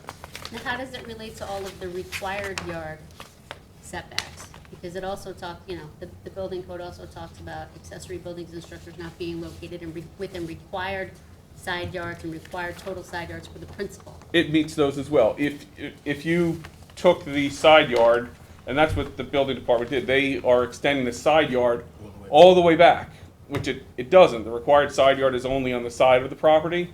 But even if you. Where is that definition? That's- Just the required yard. You've read the definition. Required yard, there is no word required in any of those definitions of yard. No, but there is The- a definition there of is a- yard, comma, required. Yes, and that says it is the yard,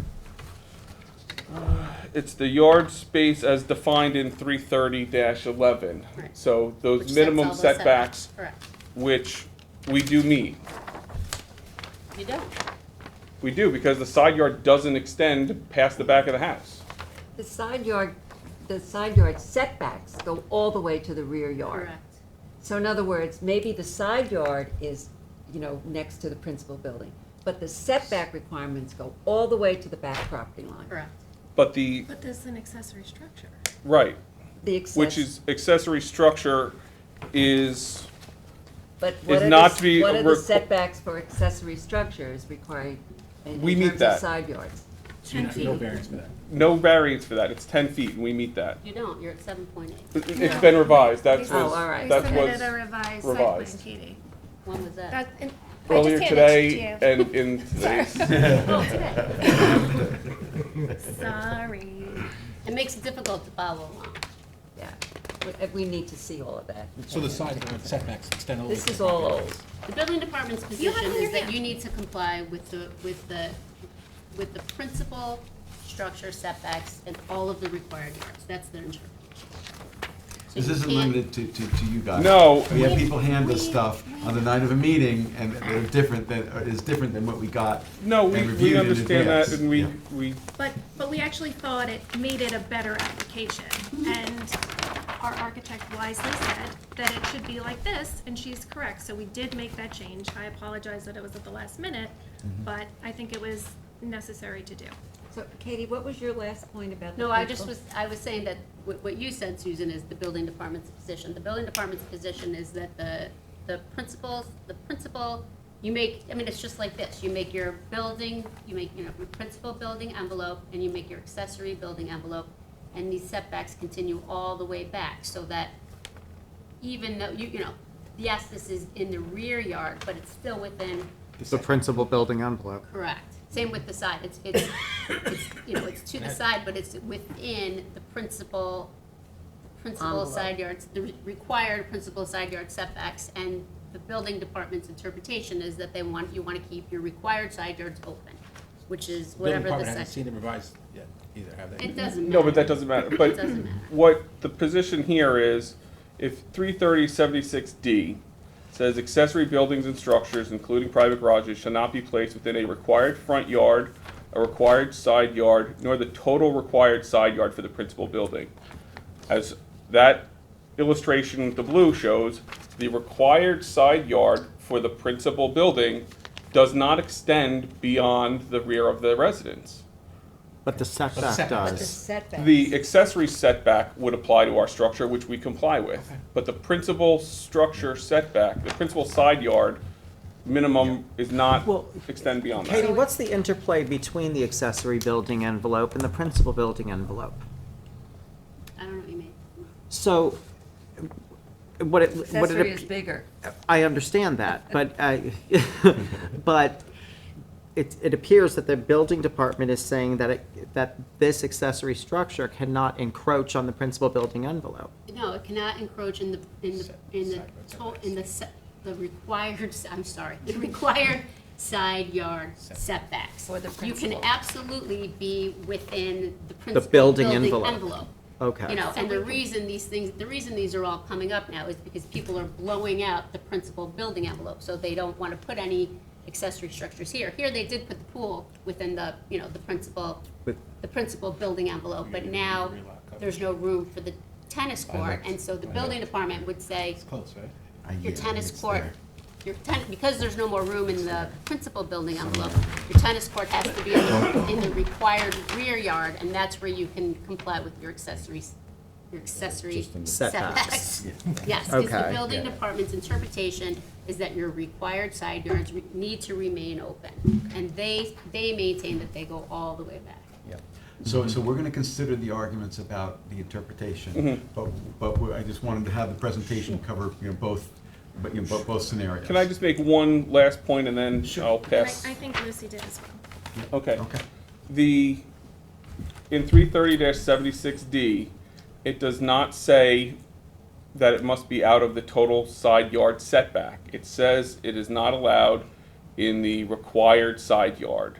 And I think it's very hard pressed to read these definitions and say that the required side yard of the residence extends anywhere beyond the front and rear wall of it.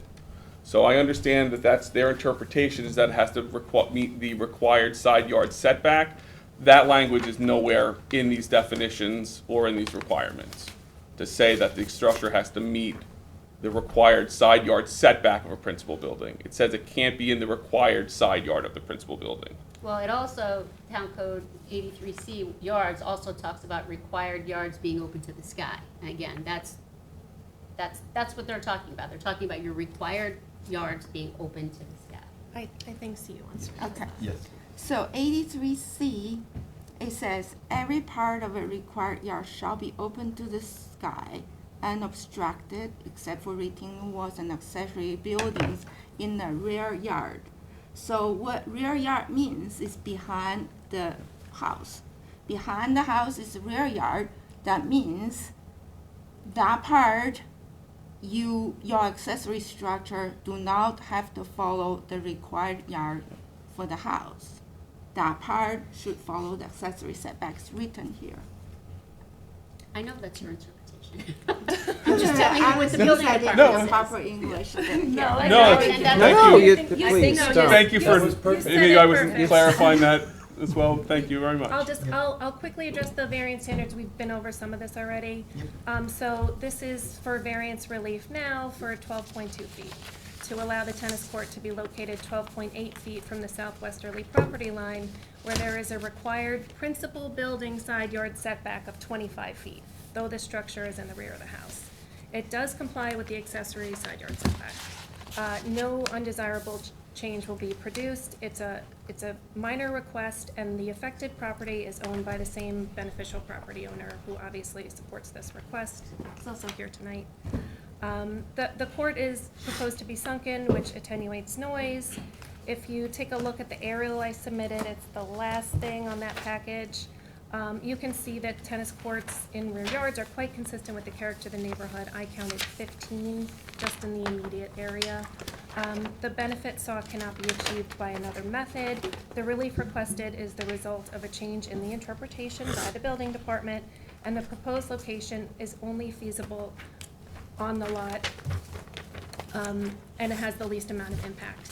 If the tennis court were shifted further to the rear of the lot, the applicant would be asking for a rear yard coverage variance, and would still need the side yard variance, though for a smaller portion of the court. If the proposed new legislation for rear yard coverage was adopted, we would happily move the court back 32 feet, which would reduce the requested relief to 60 square feet of area, whereas right now we're asking for 430 square feet. So it's just this little kind of bright green spot right here that would get a lot smaller. The requested variance in the context of this property and the surrounding properties is small, and given that, well, I think there's no objection unless Steve Grossman is here on this one, but I kind of doubt it based on what the site looks like. It's very well vegetated. There's, some agricultural land across the street, and I don't think anyone would ever see or hear this thing. The proposed variance will have no adverse effects or impacts on the physical or environmental conditions in the neighborhood.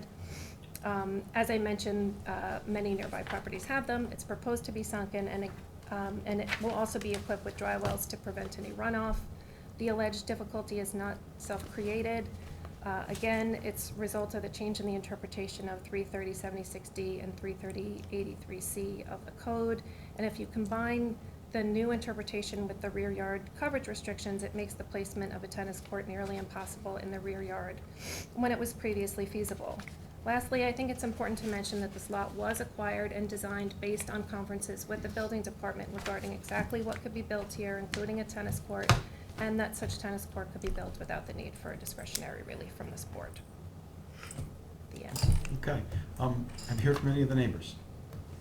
We have not. Okay. Maybe we're about to. Okay, well, just figured I'd ask. Okay. But the neighbors are quiet. Right, He likes it. okay, yeah, okay. Can I ask you something? You talked about rear yard coverage would be affected. In what way? I mean, the rear yard coverage is what it is. I mean, it's the same. Yes. Whether you move it one way or another. So right now, we're almost at the max. But, Like 20% of the I required understand, area. but moving it isn't gonna change that. It's still 20%. I mean, the rear yard is from the house back. No, But there's a gonna proposed increase legislation to increase the rear yard lot coverage to 50. Okay. So then we Okay, could got it. shift it back. And turning the tennis court's not possible? Well, not for playing. Why is that? Oh, because then the sun would be in your eyes. Oh. You can't play like I'm that. sorry. That's actually a real issue. Well, I have one I'm not a with the sun tennis in my player, and I eyes. know that, so. I have one that I play with the sun in my eyes. It gives you a I great don't play. excuse. I've done a lot of tennis court variances, and people feel very strongly about not having the sun in their so- eyes. It gives an advantage to one player or the other. Yeah, and then you switch sides. That's what we do in my house, so. That sounds very fair. That's very fair. Okay, any other questions, comments? Okay, is there anyone who's in the room, does not appear to be in connection with this application, which is the application of 1127 Noack Path LLC, who would like to be heard? Is there anyone who's waiting to be heard on Zoom in connection with this application? Again, Yes. there is. Okay. My name is Steve Grossman. Hi, Steve, we can see you and we can now hear you. I represent Marvin Shanklin, who is probably the longest-term resident of Windy Hill before the mayor subdivision was even completed. We got notice for number 5, the one that was adjourned to the last meeting. Okay. Probably you received both. It was on previously. Yes, it was. It was on previously and adjourned, yes. Right, and now, we got a notice, that it's the same application as number 2, 3, because it is the same application.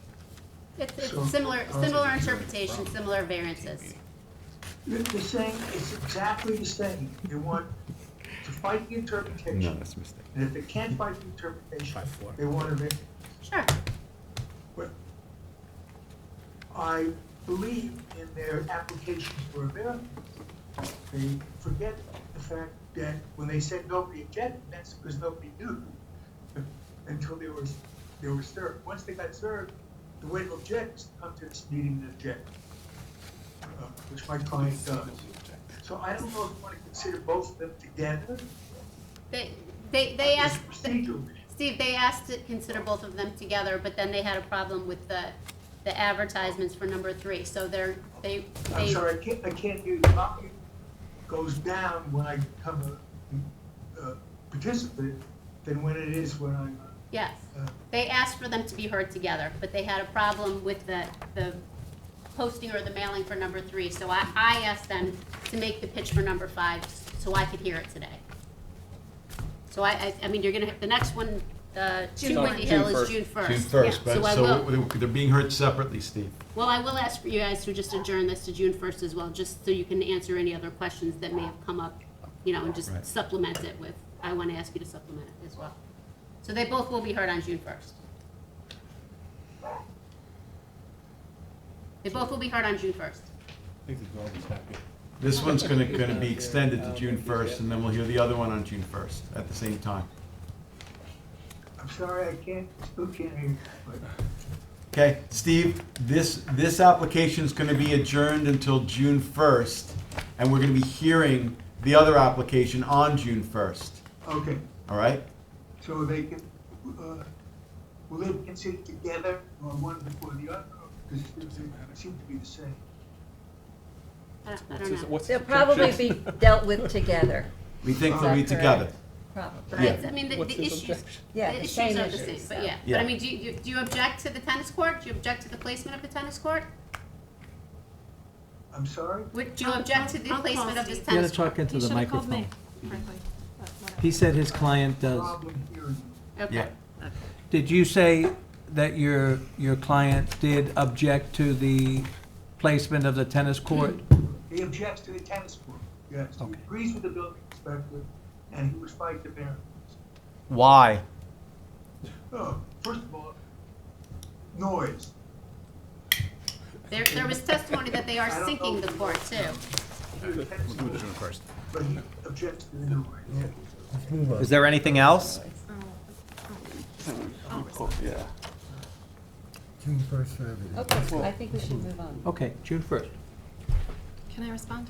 Yes. Yes. Okay, so just 2 things I wanted to point out. One is, Mr. Schenken is here, this is not the side that we're requesting the variance from. This tennis court is proposed 20 feet away from his property line, which is a flag, a very long flag. This is his, if you look at the tennis court diagram that is shown there, Mr. Schenken's property is all the way up here, and our property is all the way down there. So That's a loud noise that there's travels. and his, not I pickleball, believe it's tennis. his tennis court, he has a tennis court on his property as well, but the portion of his property that's adjacent to ours is a flag strip for his driveway. The residence is hundreds and hundreds of feet away. And you said it's well vegetated. Is this Oh, going very, to? very. You know, the next time I'll bring some photos. Okay, It's- and that would be maintained, I assume. Oh, absolutely. Okay, that should be Yeah. part of the, That benefits everyone. yes, Okay. okay. Steve, you wanted to tell us something else? Yeah, I'd like to say that, he's right, it's far away from Mr. Shen. So it's possible that the one that's close to the one we got noticed, that could be denied. So they can have one in one place and one in the other place. I mean, it's the same application, just a They different did receive location. notice. It's been Okay. And, I just determined that, just learned that this evening, because I was, he was only 6-1 case. noticed on one. Huh? 6-1. This one. They were both at the same time. Yep. June 1st. Okay, and then we'll revisit all these issues at our June 1st meeting. All right, hold on, I just have one more thing to say, because I'm not gonna be at the June 1st meeting. I'd like to ask you guys to just give the board, like, all of the definitions that you're referring to, because you and I are both reading from them, but they don't have. They're in the packet that was submitted today. All those definitions of side yard, rear They're yard. next to the diagrams. They're with the diagrams. We Right there. can look them up in the Yeah, right there. code too, so it's, we look it up in the code. But that's not really how it reads. It doesn't say space situated, you know. No, They're the definitions are right, each they're on one, top. front yard, Oh, at the top, rear I see, yard, I see. side yard. Got it. I was looking If at the there's side. another one, we can. No, yeah, include we'll that. Okay. submit any definitions you'd like, because we believe they all support our position, so. Okay, and the other thing I just wanted, Candace had just reminded me also, again, the other reason for the interpretation, you know, the interpretation as it's been written up this way is because, and this board has seen this many times, when these structures are, if these structures are within, if they're just placed behind the principal, you know, if the interpretation is that it's the rear is as defined as behind the house, then when the additions are made to the houses, sometimes it puts these structures within required yards again. So again, the interpretation has been to not just use, to not only keep the required yards open, to keep the required yards open, because if they are in those required yards and the additions are to the house going back this way, then the structures are no longer conforming. And we've seen those, we legalize those oftentimes. The tennis court has a CO, somebody does an addition to the house, and now the tennis court that has a CO is within the required side. Thank you, Katie, and I understand that, and I understand that reasoning is sound, and I understand that the interpretation changed, but what should happen, in my humble opinion, is that when an interpretation that is so important like that changes, there should be a grace period for people that bought properties and planned properties and put a lot of money into their plans to develop those properties a certain way, relying on a prior interpretation, truly relying on it. The building department maintains that it hasn't been a change. I mean, I know you've shown me examples of it, but there's, you know, 10 building inspectors and they're all writing things up differently. So again, I'm not saying that this is wrong or right. I'm just saying that you're not the only person that said that. Kevin has been nodding his head the whole time, so. Thanks, Kevin. Yes. I've been working in Southampton for 15 years. 15 years ago, when I first come here, I would wait online, going up and ask questions, what I can do or cannot do. I often get answer 3 questions, go back to the line, come back, answer more questions. And one of the projects I did is I wanted to put a swimming pool on the side of the house.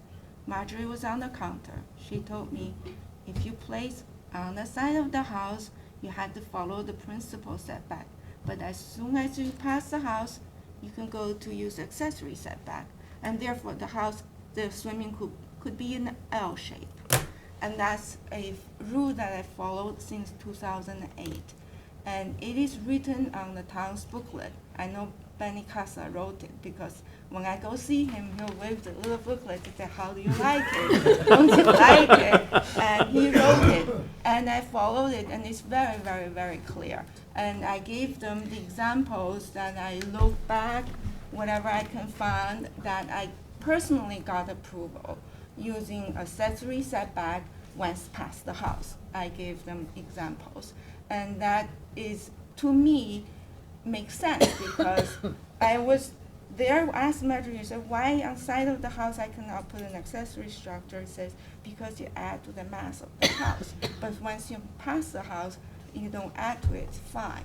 And therefore, there is a reason for it. Right now, it's like, even if you pass house, especially it's like a lot this big, and you're not allowed to use the accessory setback until you go all the way to the point where it is a required rear yard setback from Okay, the house. we're gonna be revisiting all these issues on June 1st, okay? This All right. this is important, so I do, I mean, Yes. ordinarily for the board, it's usually like, just grant the variances.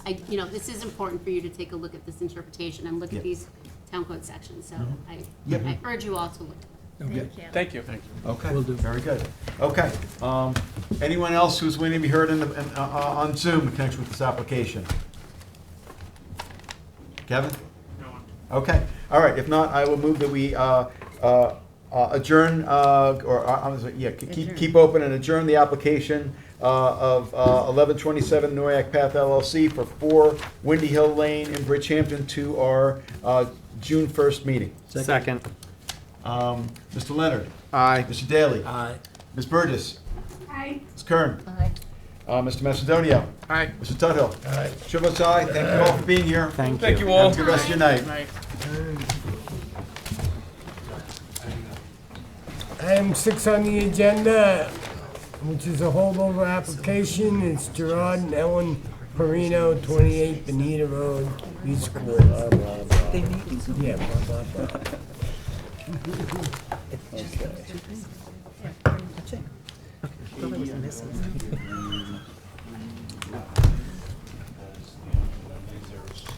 These are virtually unreadable though. Okay. Numbers are so small.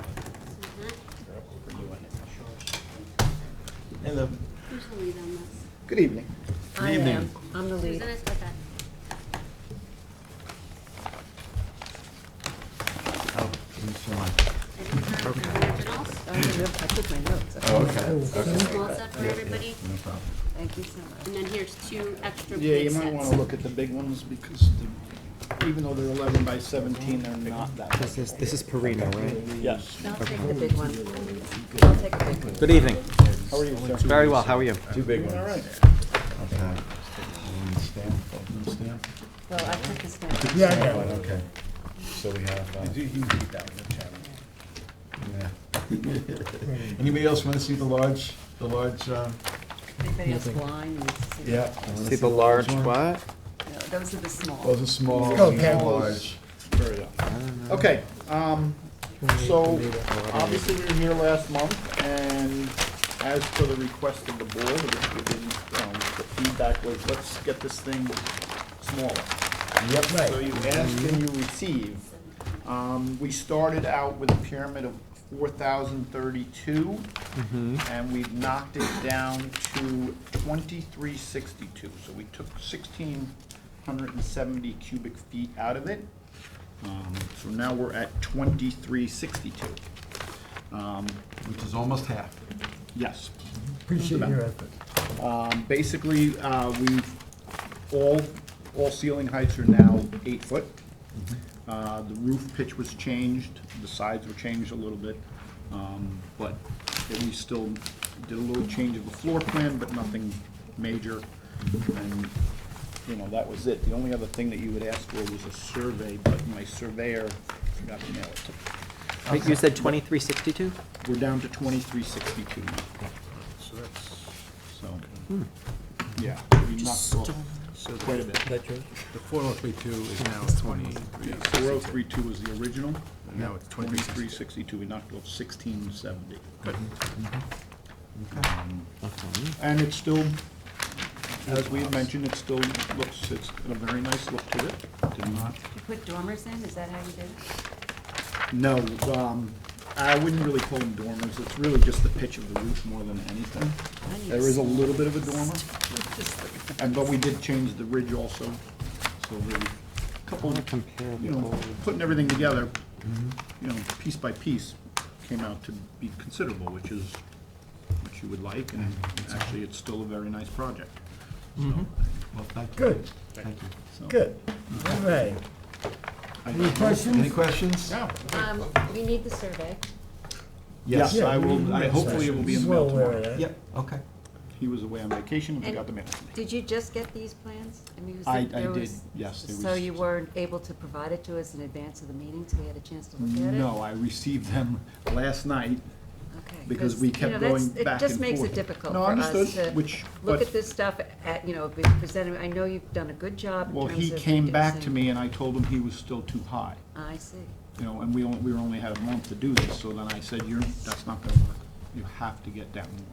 So that took another week or so, and then they showed up on my doorstep, so Right. here we are. I was the way it gonna drop goes. them off this morning, but then at that point, we weren't going to see them anyway. Right, So, right, right. It's just helpful to get this material to us in advance of the meeting. I So we have do a what I chance to can. look at it. Normally, I'm not the architect, or I would. Okay. There does not appear to be anyone in the audience. Is there anyone who's waiting to be heard on Zoom in connection with this application, which is for Perino for 28 Bonito Road in East Quogue? If you're waiting to be heard on Zoom, this will be the time to let us know by raising your hand. No one. Susan, it's yours. Okay, so we're going to close the public hearing. We're going to leave it open for written submissions till June 2nd, and I assume we'll have the survey You will have in the survey hand by then, Monday or Tuesday. with a decision on the 15th of June. Second. Ms. Kern. Aye. Mr. Macedonio. Aye. Ms. Burgess. Aye. Mr. Tudhill. Aye. Mr. Daly. Aye. Mr. Leonard. Aye. Chair votes aye. Thank you so much, Kevin, for your efforts. Greatly Would appreciated. anybody like a big set? I have one left. Gee. You want the big set? No, No, keep it. thank you. Keep it in case there's something wrong and Marge wants it revised. All right, good idea. All right, thank All you right, all. thank you. Good evening. You too. All right, item 7 on the agenda is correction/clarification. Camp Jerome, 607 Main Street in Quogue, Suffolk County Tax Map 900-378-1-12.3.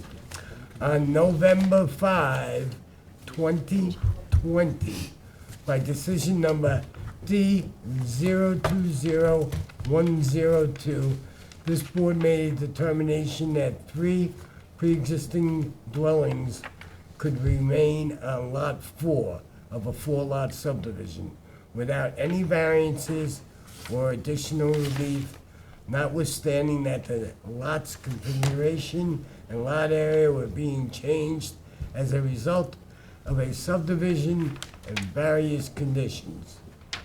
The subdivision was still being finalized at the time of the decision, and subsequent to this board's approval, the town board offered to purchase proposed lots 1, 2, and 3.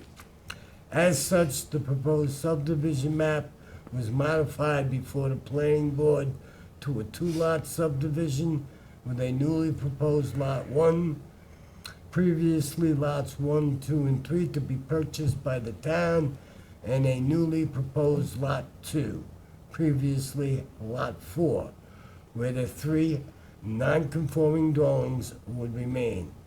As such, the applicant requests that the previous decision be amended. So I have a decision on an corrected or amended decision. It's everything Keith just read, and then it continues. Additionally, the town agreed as a condition on the sale that the structures previously required to be removed from former lots 1, 2, and 3, the barn and frame shed, could remain. Therefore, the last paragraph of decision number D020102 is replaced in its entirety and now reads as follows. This board determines that the 3 pre-existing dwellings in their current size and configuration may remain on proposed lot 2 without any variances or additional relief. These dwellings will still constitute a pre-existing non-conforming use, with all prior expansions counting toward the allowable limit permitted by the town code, but will now be on a new tax map number with a different total lot area and lot width. This board finds that this determination is appropriate, as the lot area of proposed lot 2 still boasts more than 6 times what is required in the zoning district. While this board appreciates that the Planning Board and Conservation Board have requested additional time to consider the application, the issue before this board is one of a determination, and the premises is granted this determination only as it relates to the 3 dwellings remaining on proposed lot 2, with a total lot area of 252,638 square feet. Therefore, and for the reasons stated herein, this board finds that the 3 existing dwellings, a principal residence and 2 cottages, can be maintained on a single property consisting of 252,638 square feet, proposed Lot 2, as a result of a two-lot subdivision, as shown in the survey prepared by Robert A. Smith of Squires Holden, Weisenbacher and Smith, prepared February 15, 2019, last revised August 1st, 2022. This decision is subject to such other conditions and permits as applicant is already required or may otherwise have to acquire for final approval of the subject premises, and is conditioned upon no further subdivision of Lot 2 and the removal of the existing basketball posts from Lot 2 as indicated on the aforementioned survey. Second. Mr. Daly? Aye. Mr. Leonard? Aye. Ms. Kern? Aye. Ms. Burgess? Aye. Mr. Tudhill? Aye. Mr. Macedonia? Aye. Chair votes aye. On to decisions, and I have a few. Kim, do you have an extra First, copy for the agenda? decision in the matter of the application of 61 Bay View Drive LLC and Jacqueline Kress for property located at Suffolk County Tax Map Number 932-1, lots 23 and 27. This application is for property located at 61 and 65 Bayview Drive, North Sea. Applicants propose a lot line modification to increase the size of a waterfront lot in order to remove a house from Little Peconic Bay and build a new house and pool landward. The proposed redevelopment is preferred by the planning board, and who assumed lead agency on the application and adopted a negative declaration pursuant to SECRA by resolution on February 23, 2023, finding that the project will not result in any significant adverse environmental impacts. This application passes the standards set forth in New York State Town Law and the Town Code. Therefore, this board grants relief from the following provisions of the Town Code. 1. For a proposed lot line modification, 33011, Residence Districts Table of Dimensional Regulations. For proposed Lot 1, a lot area of 6,800 square feet where 40,000 square feet is required, and a lot width of 57.51 feet where 150 feet is required. And 2, for proposed Lot 2, a lot area of 15,865 square feet where 40,000 square feet is required, and a lot width of 72.51 feet where 150 feet is required. And 33082, lot width, to allow a flagpole width of 15 feet where 20 feet is required. 3, for the existing dwelling on proposed Lot 1, a principal rear yard setback of 64.9 feet where 70 feet is required. 4, for the proposed dwelling on proposed Lot 2. 1, 33011, a principal total side yard setback of 42 feet where 60 feet is required. And 2, 33084D, pyramid height, for a proposed encroachment in the amount of 427 cubic feet on the south side. 5, for the proposed swimming pool.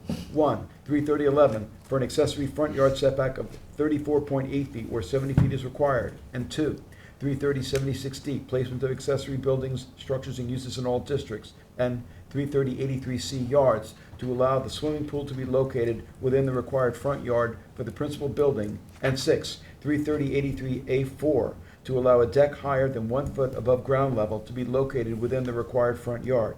These variances are granted as shown on the floor plans and elevation/pyramid diagram prepared by Catherine Fee, dated April 7, 2023, and the survey prepared by David L. Saskis, last dated December 28, 2022. Second. Mr. Macedonia. Aye. Mr. Tudhill. Aye. Ms. Burgess. No. Mr. Daly. Aye. Mr. Leonard. Aye.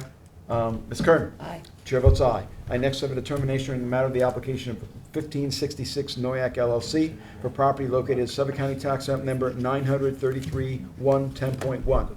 This application is for property located at 1566 Noyak Road, North Sea.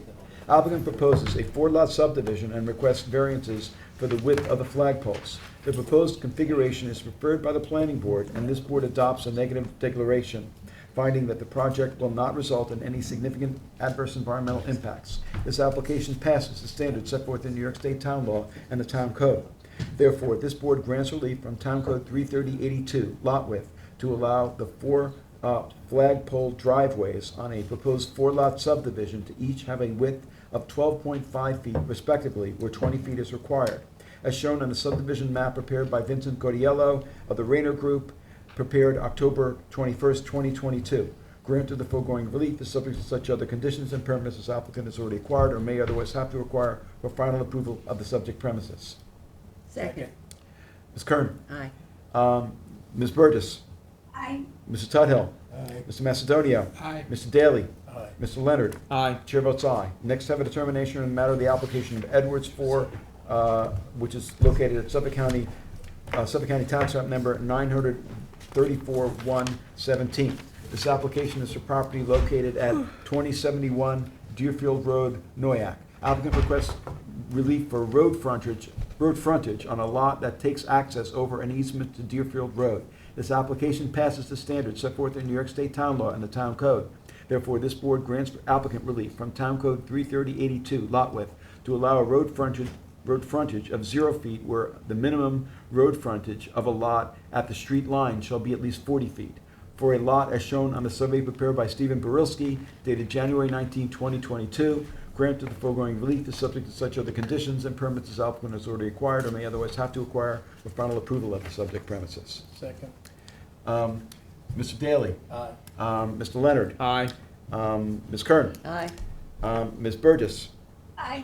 Mr. Tudhill? Aye. Mr. Macedonia? Aye. Chair votes aye. I next have a determination on the matter of the application of Anthony D. Philippus for property located at Suffolk County Tax Map number 999-131.3. This application is for property located at 21 Sim Street, North C. The applicant requests a determination that the subject premises is a single and separate lot. Based on the testimony and evidence presented, this board agrees. Therefore, this board finds that the subject premises located at 21 Sims, North C, Town of Southampton, Suffolk County Tax Map number 999-131.3, is a single and separate lot entitled to relief pursuant to Town Code 330-115D, as shown on the survey prepared by Gary Benz, last updated March 23, 2023. Granted the foregoing is subject to such other conditions and permits as applicant has already acquired or may otherwise have to acquire for final approval of the subject premises, including legalization of the existing hot tub and the removal/relocation of all fencing currently located within the right-of-way prior to the issuance of any certificates. Second. Mr. Macedonia? Aye. Mr. Tudhill? Aye. Ms. Burgess? Aye. Ms. Kern? Aye. Mr. Daly? Aye. Mr. Leonard? Aye. Chair votes aye. And the last one I have is the decision on the application of HB Beach House LLC for property located at Suffolk County Tax Map number 900-191-110. This application is for property located at 23A Oakhurst Road, Hampton Bays. Applicant requests variances for a proposed second floor deck extension over an existing deck on a non-conforming lot. This board finds that the application passes the standards set forth in New York State Town Law and the Town Code.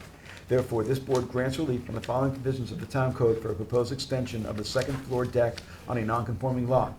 Town Code 33011, Residence Table of Dimensional Regulations, for a total lot coverage of 23.8%, where a maximum of 20% is permitted. And Town Code 33084D, Pyramid Height, for an encroachment in the amount of 178.3 cubic feet for structures as shown on the survey prepared by Nathan Taft Corwin, surveyor, last revised September 9, 2022, and the plans and elevations prepared by Nicholas Anthony Vero, dated September 29, 2022. This decision is subject to such other conditions and permits as applicant has already acquired or may otherwise have to acquire for final approval of the subject premises, including the acquisition of a letter of non-jurisdiction from the Conservation Board prior to the issuance of any building permit. Second. Ms. Kern? Aye. Ms. Burgess? Aye. Mr. Tudhill? Aye. Mr. Macedonia? Aye. Mr. Leonard? Aye. Mr. Daly? Aye. Chair votes aye. Another good meeting. All right. Congratulations again, Susan. Okay. We have no more decisions? No. Motion to close. Second. Second. All in favor? Aye. We are closed.